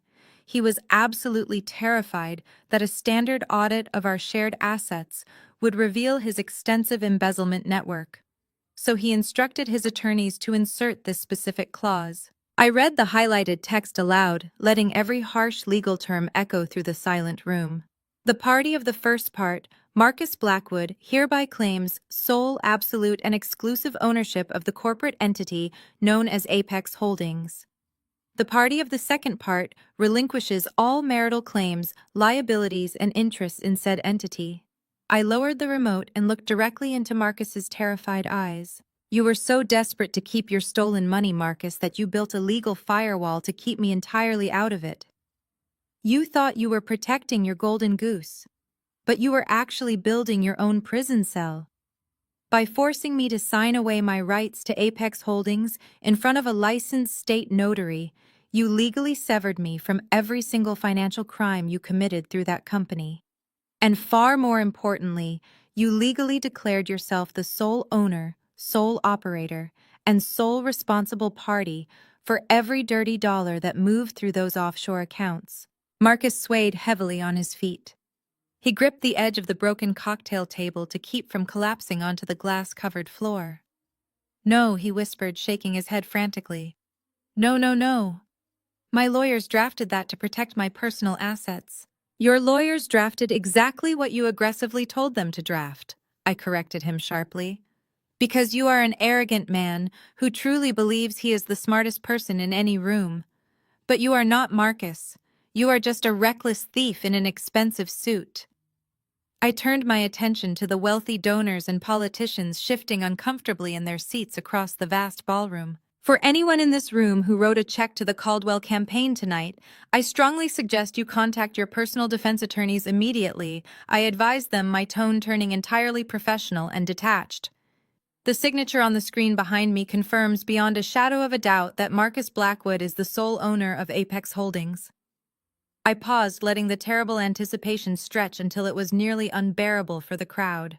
"And I am thrilled to officially announce," I declared, my voice ringing with ultimate, unshakable triumph, "that as of 8 o'clock this morning, the Federal Bureau of Investigation alongside the IRS has formally indicted Apex Holdings for large-scale money laundering, wire fraud, and the direct embezzlement of over $5 million from registered charitable organizations." The ballroom erupted. The sheer volume of the sound was deafening. It was not just shock anymore, it was raw, chaotic panic. Men in expensive tuxedos were physically shoving their way toward the exit doors, desperate to flee the blast radius of the massive federal crime they had just been sitting adjacent to. Marcus fell to his knees. The strength completely evaporated from his legs. He knelt on the polished marble floor amidst the shattered glass and spilled alcohol, staring blankly up at the stage. The reality of his absolute destruction had finally crushed the last ounce of defiance out of his body. My mother was weeping openly now, her perfect expensive makeup running down her face in dark, ugly streaks. She reached out for my father, but he pulled away from her, staring at the floor in a state of catatonic shock. Spencer had managed to slip out of his chair, but two of Vance's security guards had already moved to block the side exits, ensuring no one directly involved in the massive fraud could quietly escape the room. I stood at the podium, looking down at the absolute ruins of the family that had tried to destroy me. They had spent decades treating me like I was invisible and disposable. They had systematically stripped away my confidence, mocked my ambitions, and tried to leave me with absolutely nothing while they climbed to the top. They had built their glittering, untouchable empire on a foundation of lies, cruelty, and theft. I did not have to say another word to them. The mountain of evidence displayed on the screens spoke for itself. The destruction of the Caldwell legacy was complete, permanent, and undeniable. Then, slicing clearly through the chaotic roar of the panicking crowd, came a sound that sealed their fate entirely. It started as a faint mechanical wail in the distance, growing louder and more insistent by the second, the harsh, shrieking pitch of approaching sirens. Through the massive floor-to-ceiling windows at the far end of the ballroom, piercing flashes of red and blue light began to reflect off the crystal chandeliers. The rapid strobing colors illuminated the terrified, defeated faces of my family. The authorities had not just indicted the shell company, they had come to collect the sole owner. The frantic strobing of the police lights against the ballroom windows shattered whatever spell had held the room captive. The heavy silence was instantly replaced by a chaotic surge of movement. Waiters abandoned their silver trays. The elite guests scrambled away from the front of the room, treating my family like a blast radius. Chloe let out a piercing, hysterical sob. She reached out with trembling hands, grabbing the sleeve of Spencer's tailored jacket. "Spencer," she cried, her voice raw and desperate. "Spencer, please do something. Call someone. Call your grandfather's lawyers. Tell them this is a mistake." Spencer looked down at the woman he had married. The charming, composed facade of the Nantucket gentleman vanished entirely. He did not look at her with love or even pity. He looked at her with pure, unadulterated revulsion. He violently yanked his arm away, stepping back so sharply that Chloe stumbled forward and nearly fell to her knees. "Do not touch me," Spencer snarled, his voice cracking with panic. He turned his back on his weeping wife and sprinted toward a cluster of older distinguished men standing near the center of the room. These were the political kingmakers of Atlanta. The old money families who had backed his campaign solely because they recognized his last name. They were already turning their backs, putting on their overcoats, and preparing to distance themselves from the impending scandal. "Arthur, please wait," Spencer begged, shoving his way through the retreating crowd and planting himself directly in front of a white-haired man in a sharp tuxedo. "You have to listen to me. I had absolutely nothing to do with this. I swear to God." Arthur, an incredibly influential state senator, stared at Spencer with eyes like chips of flint. "You are standing in a room paid for by stolen charity money, Spencer. Your campaign manager is currently on his knees waiting to be arrested. Step aside." Spencer's face flushed a deep, mottled crimson. He raised his hands, palms outward, adopting an expression of frantic pleading. "I am a victim here, Arthur. Look at me. I am a Caldwell. My family built the financial institutions of this state. Do you honestly believe I would involve myself in a pathetic ghetto embezzlement scheme orchestrated by a corrupt street preacher?" A collective gasp echoed from the tables nearby. My mother, who had been clutching my father's arms, suddenly let go, her jaw dropping in sheer horror at the words coming out of her son-in-law's mouth. "I was deceived," Spencer continued, his voice growing louder, desperate to be heard by all the wealthy donors in the vicinity. He turned and pointed an accusing finger at Marcus, who was still kneeling amid the broken glass, and then aimed it directly at my parents. "These people are parasites. They are uneducated social climbing frauds who targeted me. They used my family's legacy to buy themselves a shred of legitimacy. I thought Marcus was a legitimate broker. I thought they were decent people, but they are just trash playing dress-up with stolen money. They tricked me. You have to believe me.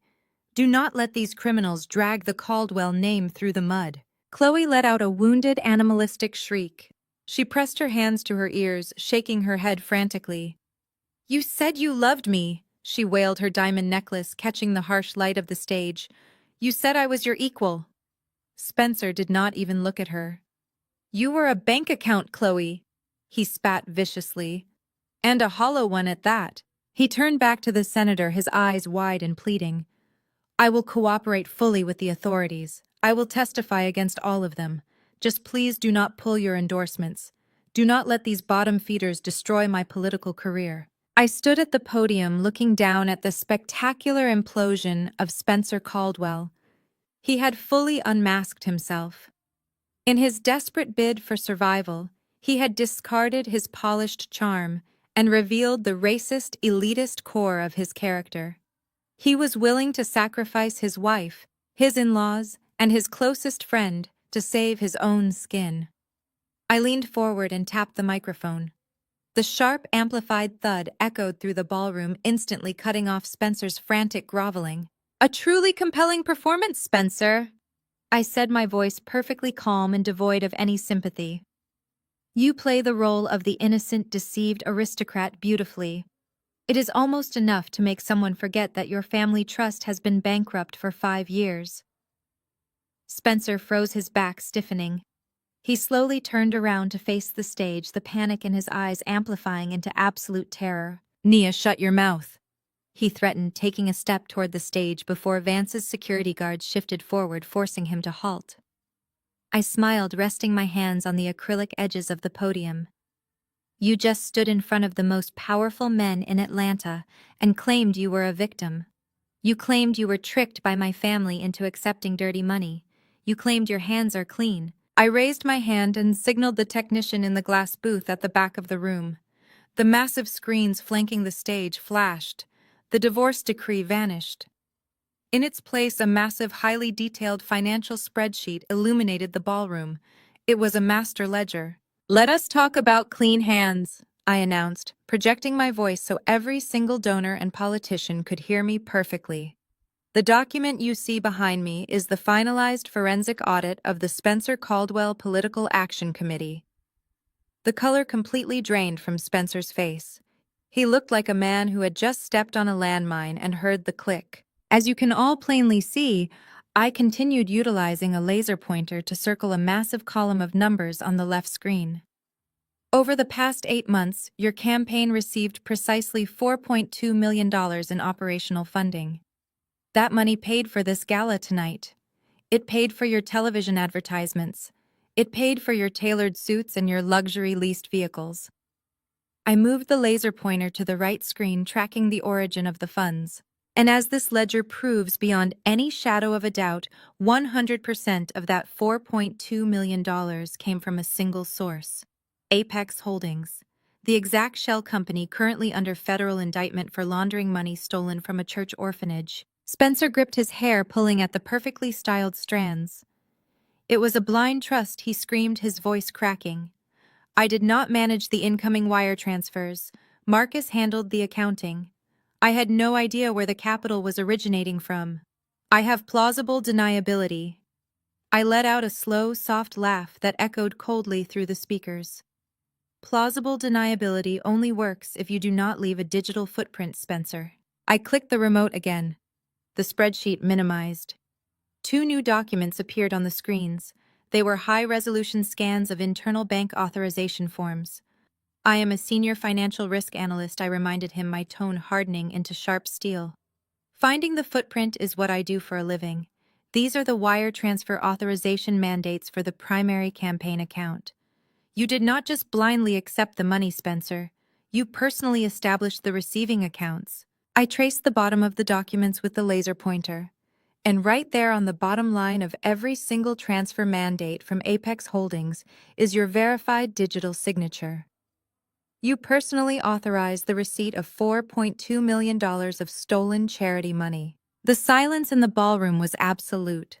The wealthy donors who had been listening to Spencer's desperate pleas just moments ago now stared at the screens in unadulterated horror. They were not just looking at a ruined politician. They were looking at a massive, toxic liability. Senator Arthur Hayes, the man Spencer had been begging for salvation, stepped forward. His face was rigid with fury. "You arrogant fool!" the senator hissed, his voice carrying clearly in the quiet room. "You solicited campaign donations from every man in this room. You mixed our clean, legitimate capital with money stolen from a church orphanage. You tied our names and our political action committees to a federal money laundering investigation." "Arthur, please," Spencer begged, taking a step toward him. "I can fix this. We can hire the best crisis management team in the country." The senator let out a sound of pure disgust. "There is no fixing this. You are radioactive. You are going to face federal racketeering charges, and you have dragged half the city council into a subpoena crossfire." The senator reached into his tailored jacket and pulled out his cell phone. He did not look at Spencer again. He turned to the other donors standing nearby. "I am calling my legal team right now. I suggest you all do the same. We need to freeze every single asset connected to this firm before the feds seize our accounts by association." A wave of panic swept through the elite crowd. Dozens of men and women simultaneously pulled out their phones, frantically dialing their lawyers, their accountants, and their public relations managers. The room erupted into a cacophony of desperate, hushed conversations. They were abandoning ship, and they were leaving Spencer to drown alone. Spencer spun around wildly, entirely isolated in the middle of the ballroom. His donors had turned their backs on him. His wife was sobbing on the floor. His campaign manager was paralyzed with fear. He looked up at me, standing on the stage, illuminated by the bright spotlights. His chest heaved and his eyes burned with a mixture of hatred and absolute despair. I stared down at him, watching the final remnants of his Nantucket privilege burn away to ash. "You built your entire life on the illusion of superiority, Spencer. You thought your name made you invincible. But in the end, you are exactly what you accused my family of being: a parasite living on stolen money." The heavy brass doors at the back of the ballroom suddenly swung open with a violent crash. The crowd parted instantly, flattening themselves against the walls and tables to clear a wide path. A dozen men and women wearing dark windbreakers with the bright yellow letters FBI printed across the back marched into the ballroom. Their faces were grim, professional, and focused entirely on the center of the room. I reached forward and turned off the microphone. My work here was done. The federal agents moved with terrifying efficiency. They bypassed the panicked donors and walked straight toward the front of the room. Marcus did not even try to run. He stayed on his knees, staring blankly ahead, as two agents hauled him to his feet and snapped heavy metal cuffs around his wrists. Spencer tried to argue, thrusting his Nantucket pedigree in the face of a stoic female agent, but she simply spun him around and cuffed him just as quickly. The ballroom was a chorus of gasps and frantic whispers as the Golden Boys of Atlanta were marched out the back doors in disgrace. And then a voice boomed across the chaotic room. It was not a shout of anger, but a deep, resonant baritone practiced in projecting over massive congregations. "Brothers and sisters, let us bow our heads in prayer." I turned around slowly. My father, Pastor Thomas Caldwell, had managed to pull himself out of his catatonic shock. He was standing near the edge of the stage, his arms raised high toward the vaulted ceiling in a posture of absolute forced piety. He had somehow gotten his hands on the secondary wireless microphone left on the Master of Ceremonies table. "Lord, we ask for your grace in this hour of darkness." Thomas bellowed, his voice trembling with manufactured sorrow. "We ask for your divine protection over our flock as we face the deception of the wicked. The devil has infiltrated our sanctuary through the deceit of these men, but we shall not be broken. Our church stands pure and our faith remains unshaken." He was actually doing it. He was performing. With federal agents literally dragging his son-in-law and his political protege out the doors, he was trying to cast himself as the innocent shepherd, betrayed by the wolves. He was trying to salvage his holy empire by pretending he had absolutely no idea where the millions of dollars funding his lavish lifestyle had come from. He was throwing Marcus and Spencer straight under the bus, hoping the blood spatter would not stain his immaculate clerical collar. I stepped away from the acrylic podium and walked directly toward him. The emerald silk of my gown rustled heavily against the polished floor. "Put the microphone down, Thomas," I said, my voice cold and hard enough to cut glass. He ignored me, closing his eyes tightly and raising his voice even louder to drown me out. "We rebuke the lies of the enemy. We pray for my daughter Nia, whose heart has been poisoned by bitterness and secular greed. We pray the Lord removes the spirit of vengeance from her soul. We pray she finds her way back to the righteous path and sees the terrible destruction she has wrought upon her own family today out of pure spite." He was doing exactly what he had always done. He was using God as a shield and weaponizing his congregation against me. For my entire life, he had hidden behind his religious authority. When I came to him crying because Marcus was verbally abusive and controlling, he told me to pray for a better attitude and to submit to my husband. When I discovered the very first inconsistencies in the church ledgers 3 years ago and brought the paperwork to him in secret, he told me I was being a hysterical woman. He ordered me to be silent. He had willingly sacrificed my sanity, my physical safety, and my absolute dignity just to keep the dirty money flowing into his expansion fund. He loved his megachurch and his custom-tailored suits far more than he ever loved me. I did not ask him a second time. I reached out and ripped the wireless microphone right out of his perfectly manicured hands. He gasped, his eyes snapping open in genuine shock as the feedback whined sharply through the speakers. "How dare you?" he hissed at me, his pastoral mask slipping for a fraction of a second to reveal the vicious, desperate man underneath.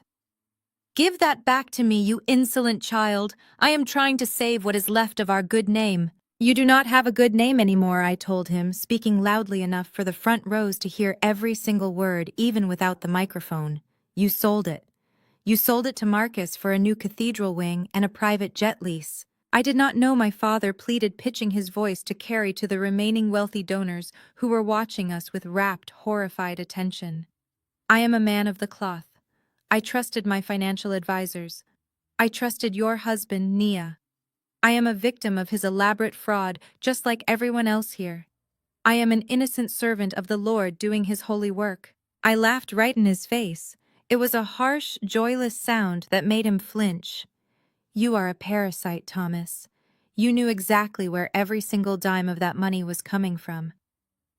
3 years ago, I sat in your private office smelling that ridiculous expensive cologne you bought with stolen money, and I showed you the massive discrepancies in the orphanage charity fund. I showed you the missing hundreds of thousands. And do you remember what you told me? My father swallowed hard, taking a stumbling step back. He looked around frantically, realizing the crowd was hanging on to my every word. Nia, this is not the time, he stammered, his confident, commanding baritone reducing to a pathetic squeak. We can handle this privately as a family. You told me to know my place, I said, taking a deliberate step forward, backing him closer toward the edge of the stage. You told me a good Christian wife supports her husband and does not poke her nose into men's business. You looked me dead in the eye and chose a thief over your own flesh and blood because the thief was paying for your luxury cars and your private golf club memberships. You threw me to the wolves to protect your holy facade. Lies, he shouted, pointing a trembling, sweating finger at me. You are a jealous liar. You are trying to destroy the house of God because you are a miserable, ungrateful failure. I am not destroying anything, I replied, my voice dropping to a lethal absolute calm. I am just turning on the lights. As if responding to a theatrical cue, a small group of older men stepped out from the shadows near the side exit doors. There were 5 of them, all wearing conservative dark suits, their faces grim and unyielding. The crowd parted for them, instantly recognizing them. They were the Board of Elders, the supreme governing body of our megachurch. The men who held the actual legal power over the ministry. My father froze. The blood completely drained from his face, leaving his skin a sickly grayish white under the harsh stage lights. He stared at the men who had been his most loyal and vocal supporters for decades. Brother Williams. My father gasped, his voice cracking pathetically as he addressed the lead elder. Brother Williams, you must tell them. Tell them I am innocent. Tell them our glorious church is clean. Brother Williams, a tall, imposing man with a stern, weathered face, did not look at my father with his usual respect or deference. He looked at him with profound, sickening disgust. He held a thick manila folder in his hands, gripping it so tightly his knuckles were white. We have nothing to say to you, Thomas, the elder said, his voice carrying the heavy weight of absolute moral authority. We received an anonymous package at the church administrative office early this morning. It contained the complete unredacted financial records of the Apex Holdings shell accounts. My father swayed heavily, his knees visibly buckling. He reached out blindly to grab the heavy velvet stage curtain for physical support. It contained your personal emails.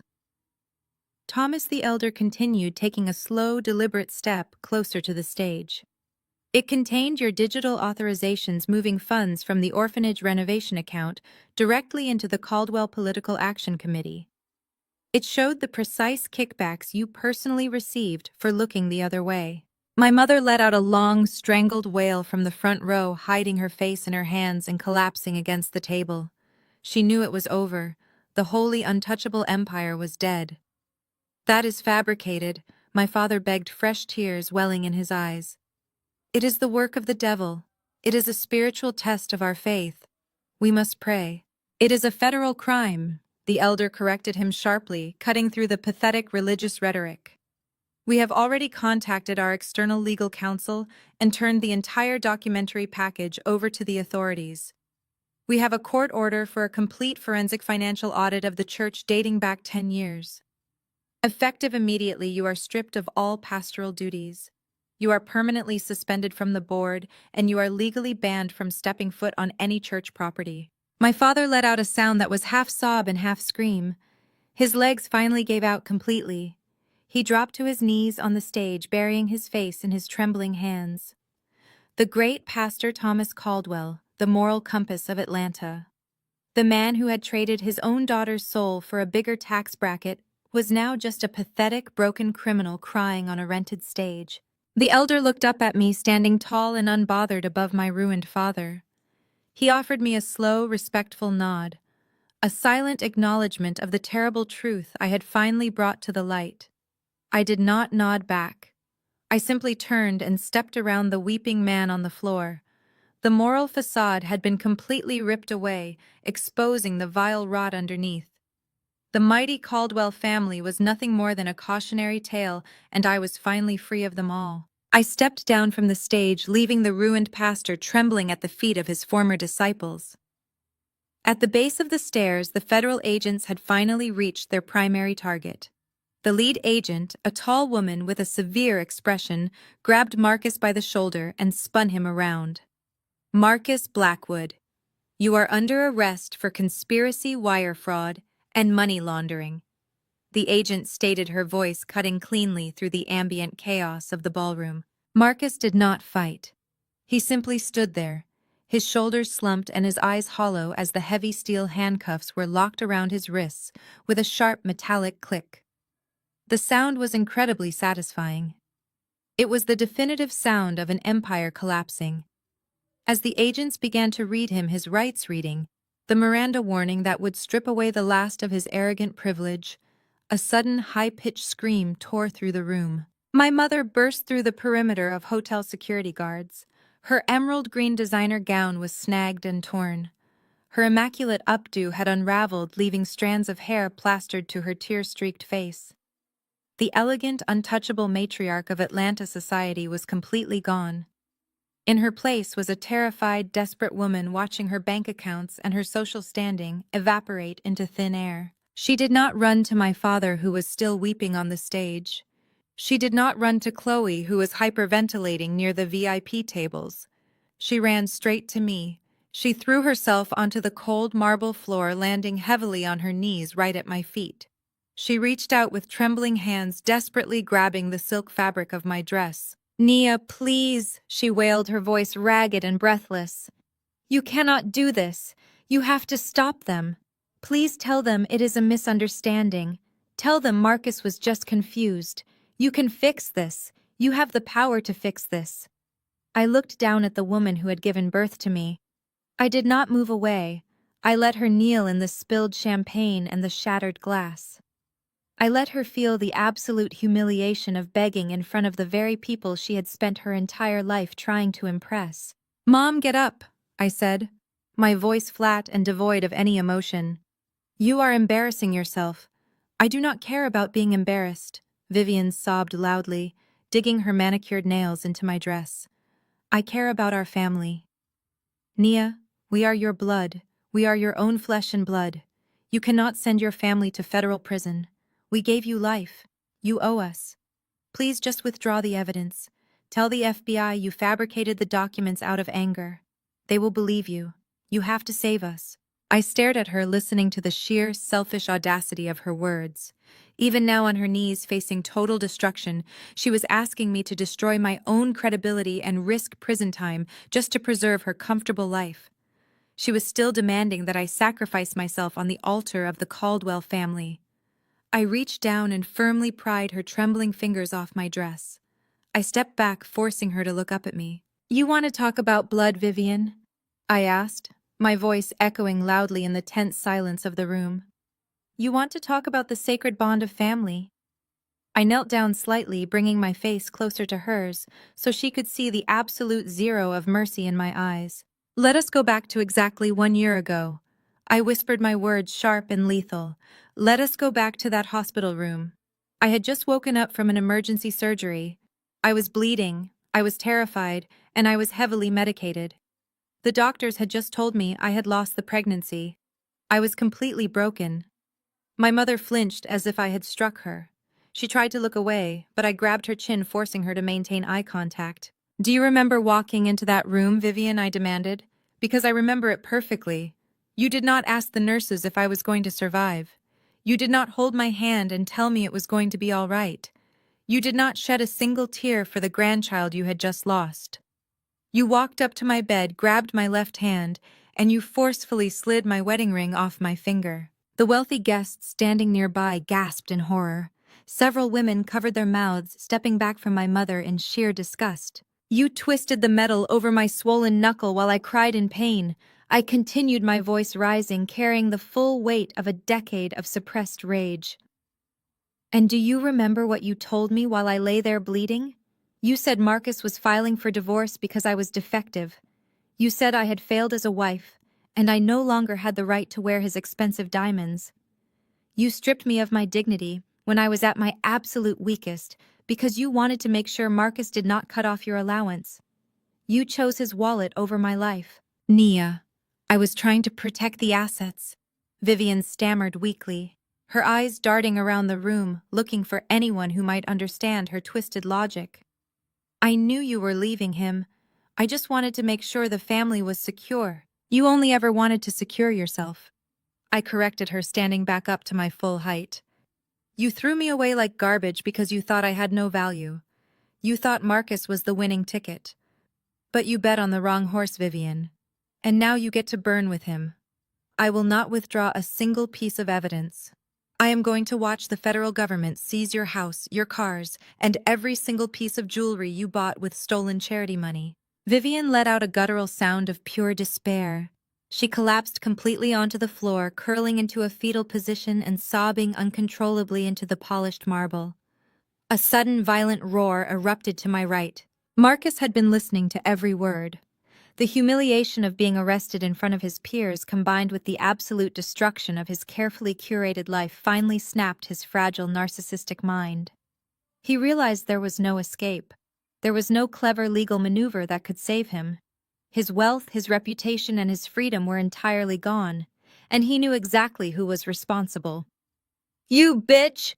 Marcus screamed, his face contorted into a mask of sheer murderous rage. Using a sudden surge of adrenaline, he violently shoved his shoulder backward, knocking the female FBI agent off balance.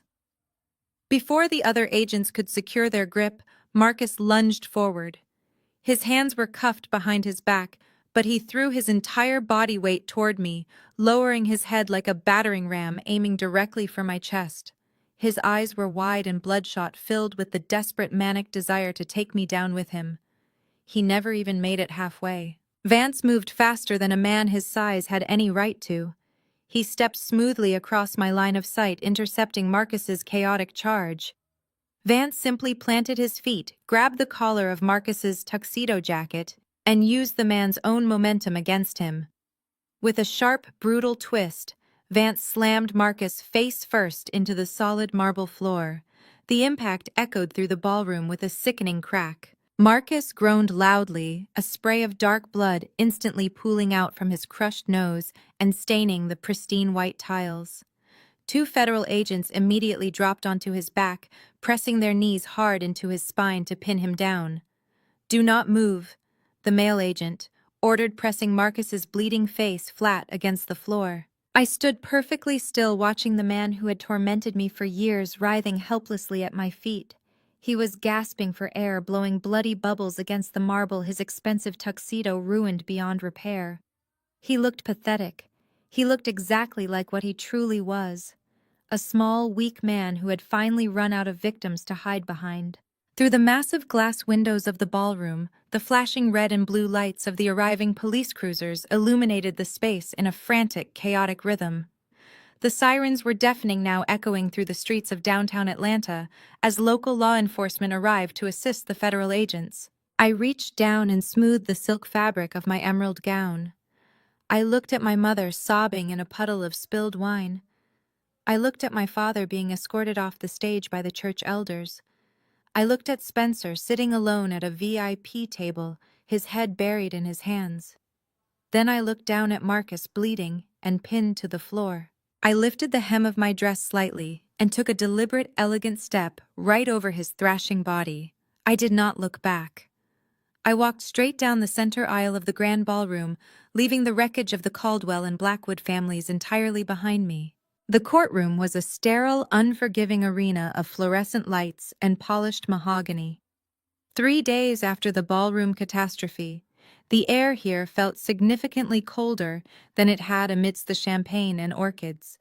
Marcus sat at the defendant's table, his frame appearing shrunken inside a wrinkled standard-issue gray suit. His once perfect hair was lank, and the arrogance that had defined his entire public persona was replaced by a hollow, vacant stare. He didn't even look up when the bailiff announced the judge. The prosecution moved with mechanical, brutal precision. They didn't need to embellish. The digital footprint Marcus had left behind in his hubris was a roadmap to his downfall. They introduced the Apex Holdings ledger. I had provided a comprehensive list of every wire transfer, every fraudulent charity write-off, and every kickback that had padded his personal accounts. Beside him, Spencer's legal team had already abandoned ship, filing a motion to sever his case from Marcus's. They were arguing that Spencer was merely a naive, trusting political candidate misled by his financial manager, a defense that looked increasingly flimsy as the evidence of his personal signatures on the transfer mandates appeared on the projection screens. I watched from the gallery, my posture composed, my hands clasped loosely in my lap. I didn't feel the need to gloat. Seeing the man who had systematically dismantled my life and the lives of those he exploited sitting in a courtroom awaiting a decades-long sentence was its own kind of quiet, profound justice. The judge, a woman known for her lack of patience for white-collar criminality, listened to the federal prosecutor detail the systematic looting of the orphanage trust. As the prosecutor read aloud the dates and amount sums that had represented food, clothing, and security for children, I saw Marcus finally flinch. He squeezed his eyes shut, his jaw working as if he were trying to suppress a scream that was clawing its way up his throat. The fallout outside the courtroom was equally swift. The Caldwell family's reputation, once a titan in Atlanta's social and political landscape, had dissolved like salt in water. Chloe, having filed for an emergency dissolution of their marriage, was locked in a vicious public battle with Spencer over the remaining scraps of their joint accounts. Every news cycle brought fresh revelations of their petty, destructive bickering, each headline further alienating the few friends who hadn't already fled. Spencer, having been dropped by every major donor and abandoned by his party, had retreated to a small rented townhouse, his political ambitions buried under the weight of an impending racketeering indictment. My parents remained the most difficult to watch. They had clung to the hope that they could distance themselves from the collapse, that their status as pillars of the community would shield them from the fallout. But the church elders had been relentless. The financial audit had exposed the extent of the ministry's entanglement with Apex Holdings, revealing that my father's strategic investments were nothing more than laundered money. The church building itself, the very place where my father had preached about morality and salvation for 30 years, was listed as a primary asset to be seized for restitution. They were evicted from the parsonage, their social standing annihilated, forced to move into a tiny, outdated apartment in a suburb far removed from their former circles. The climax of their downfall occurred on a humid Tuesday morning at the county courthouse during the public auction of their seized assets. I stood at the back of the room, accompanied only by my lead attorney. The auctioneer's gavel struck repeatedly, dismantling the life my parents had curated with such ruthless intensity. Furniture, art, and family heirlooms went to the highest bidder, their monetary value far outstripping the sentiment they were supposed to represent. Finally, the auctioneer announced the sale of the property that had been the epicenter of my parents' performative life, the sprawling, ivy-covered family estate. My father stood near the front, his face ashen, looking like a ghost of the man who had once lectured me on the necessity of perfection. He didn't look at me, but I could feel his awareness of my presence in the room. He knew exactly who was responsible for his presence here, and he knew that there was absolutely nothing he could do to stop it. The bidding started low, then climbed steadily. I watched as the numbers moved beyond the reach of the local developers who had hoped to pick up a bargain. Then, my attorney signaled. The bid he placed was sharp, decisive, and significantly higher than the previous offer, intended to end the competition instantly. A hush fell over the room. The auctioneer looked around, waiting for a counterbid that didn't come. Going once, going twice, sold to the representative of Sterling Holdings. My father's head snapped toward me, his eyes widening in total disbelief. He knew the name of that firm. It was the same entity I had used to purchase the mortgage on his lifestyle months ago. He realized then that I wasn't just a spectator to his ruin. I was the architect. I had moved systematically, acquiring the debt that had suffocated them, ensuring that the ground they stood on was legally mine to reclaim or discard. My mother leaned against my father, her eyes glassing over as she watched the gavel fall on the property that had defined their identity for 3 decades. She looked at me, a brief moment of eye contact, that lasted only a fraction of a second. There was no apology in her look, just a profound, haunting recognition. She finally understood that the daughter they had discarded, the one they had considered a failure, because I didn't fit their narrow, rigid box, had become the one who held the power to decide their future. As the crowd began to disperse, I walked toward the exit. I didn't approach them. I didn't need to offer words of comfort, and I certainly didn't need their permission to move on. I passed Spencer near the courthouse steps. He looked disheveled, his expensive suits replaced by something off the rack and ill-fitting. He caught my eye, a flash of pure, unadulterated hatred crossing his features, but he kept walking, knowing that any interaction would be recorded by the media vultures swarming the sidewalk. The sun was bright and blinding as I stepped out into the city. I felt a strange sensation of lightness in my chest, a weight I hadn't realized I was carrying having finally been lifted. The Caldwell name, which had once felt like a cage, now felt like nothing more than a historical footnote, something I had survived, transcended, and ultimately outlasted. I didn't hate them anymore. Hate would have implied that they were still significant. They had simply become irrelevant. My car was waiting at the curb. As I slid into the driver's seat, the leather cool and smooth beneath my hands, I took a long, steady breath of the city air. I wasn't going back to the hotel. I was going to the office, to the firm I had rebuilt, to a life that belonged entirely to me. I had reclaimed the narrative, settled the accounts. And finally, after years of being defined by the expectations of people who saw me as an asset to be managed, I was free. I turned the ignition, the engine purring to life, and drove away from the courthouse, never glancing back at the people who had tried to build their success upon the ruins of my spirit. The truest victory wasn't just seeing them lose, it was knowing that I had won by simply refusing to break.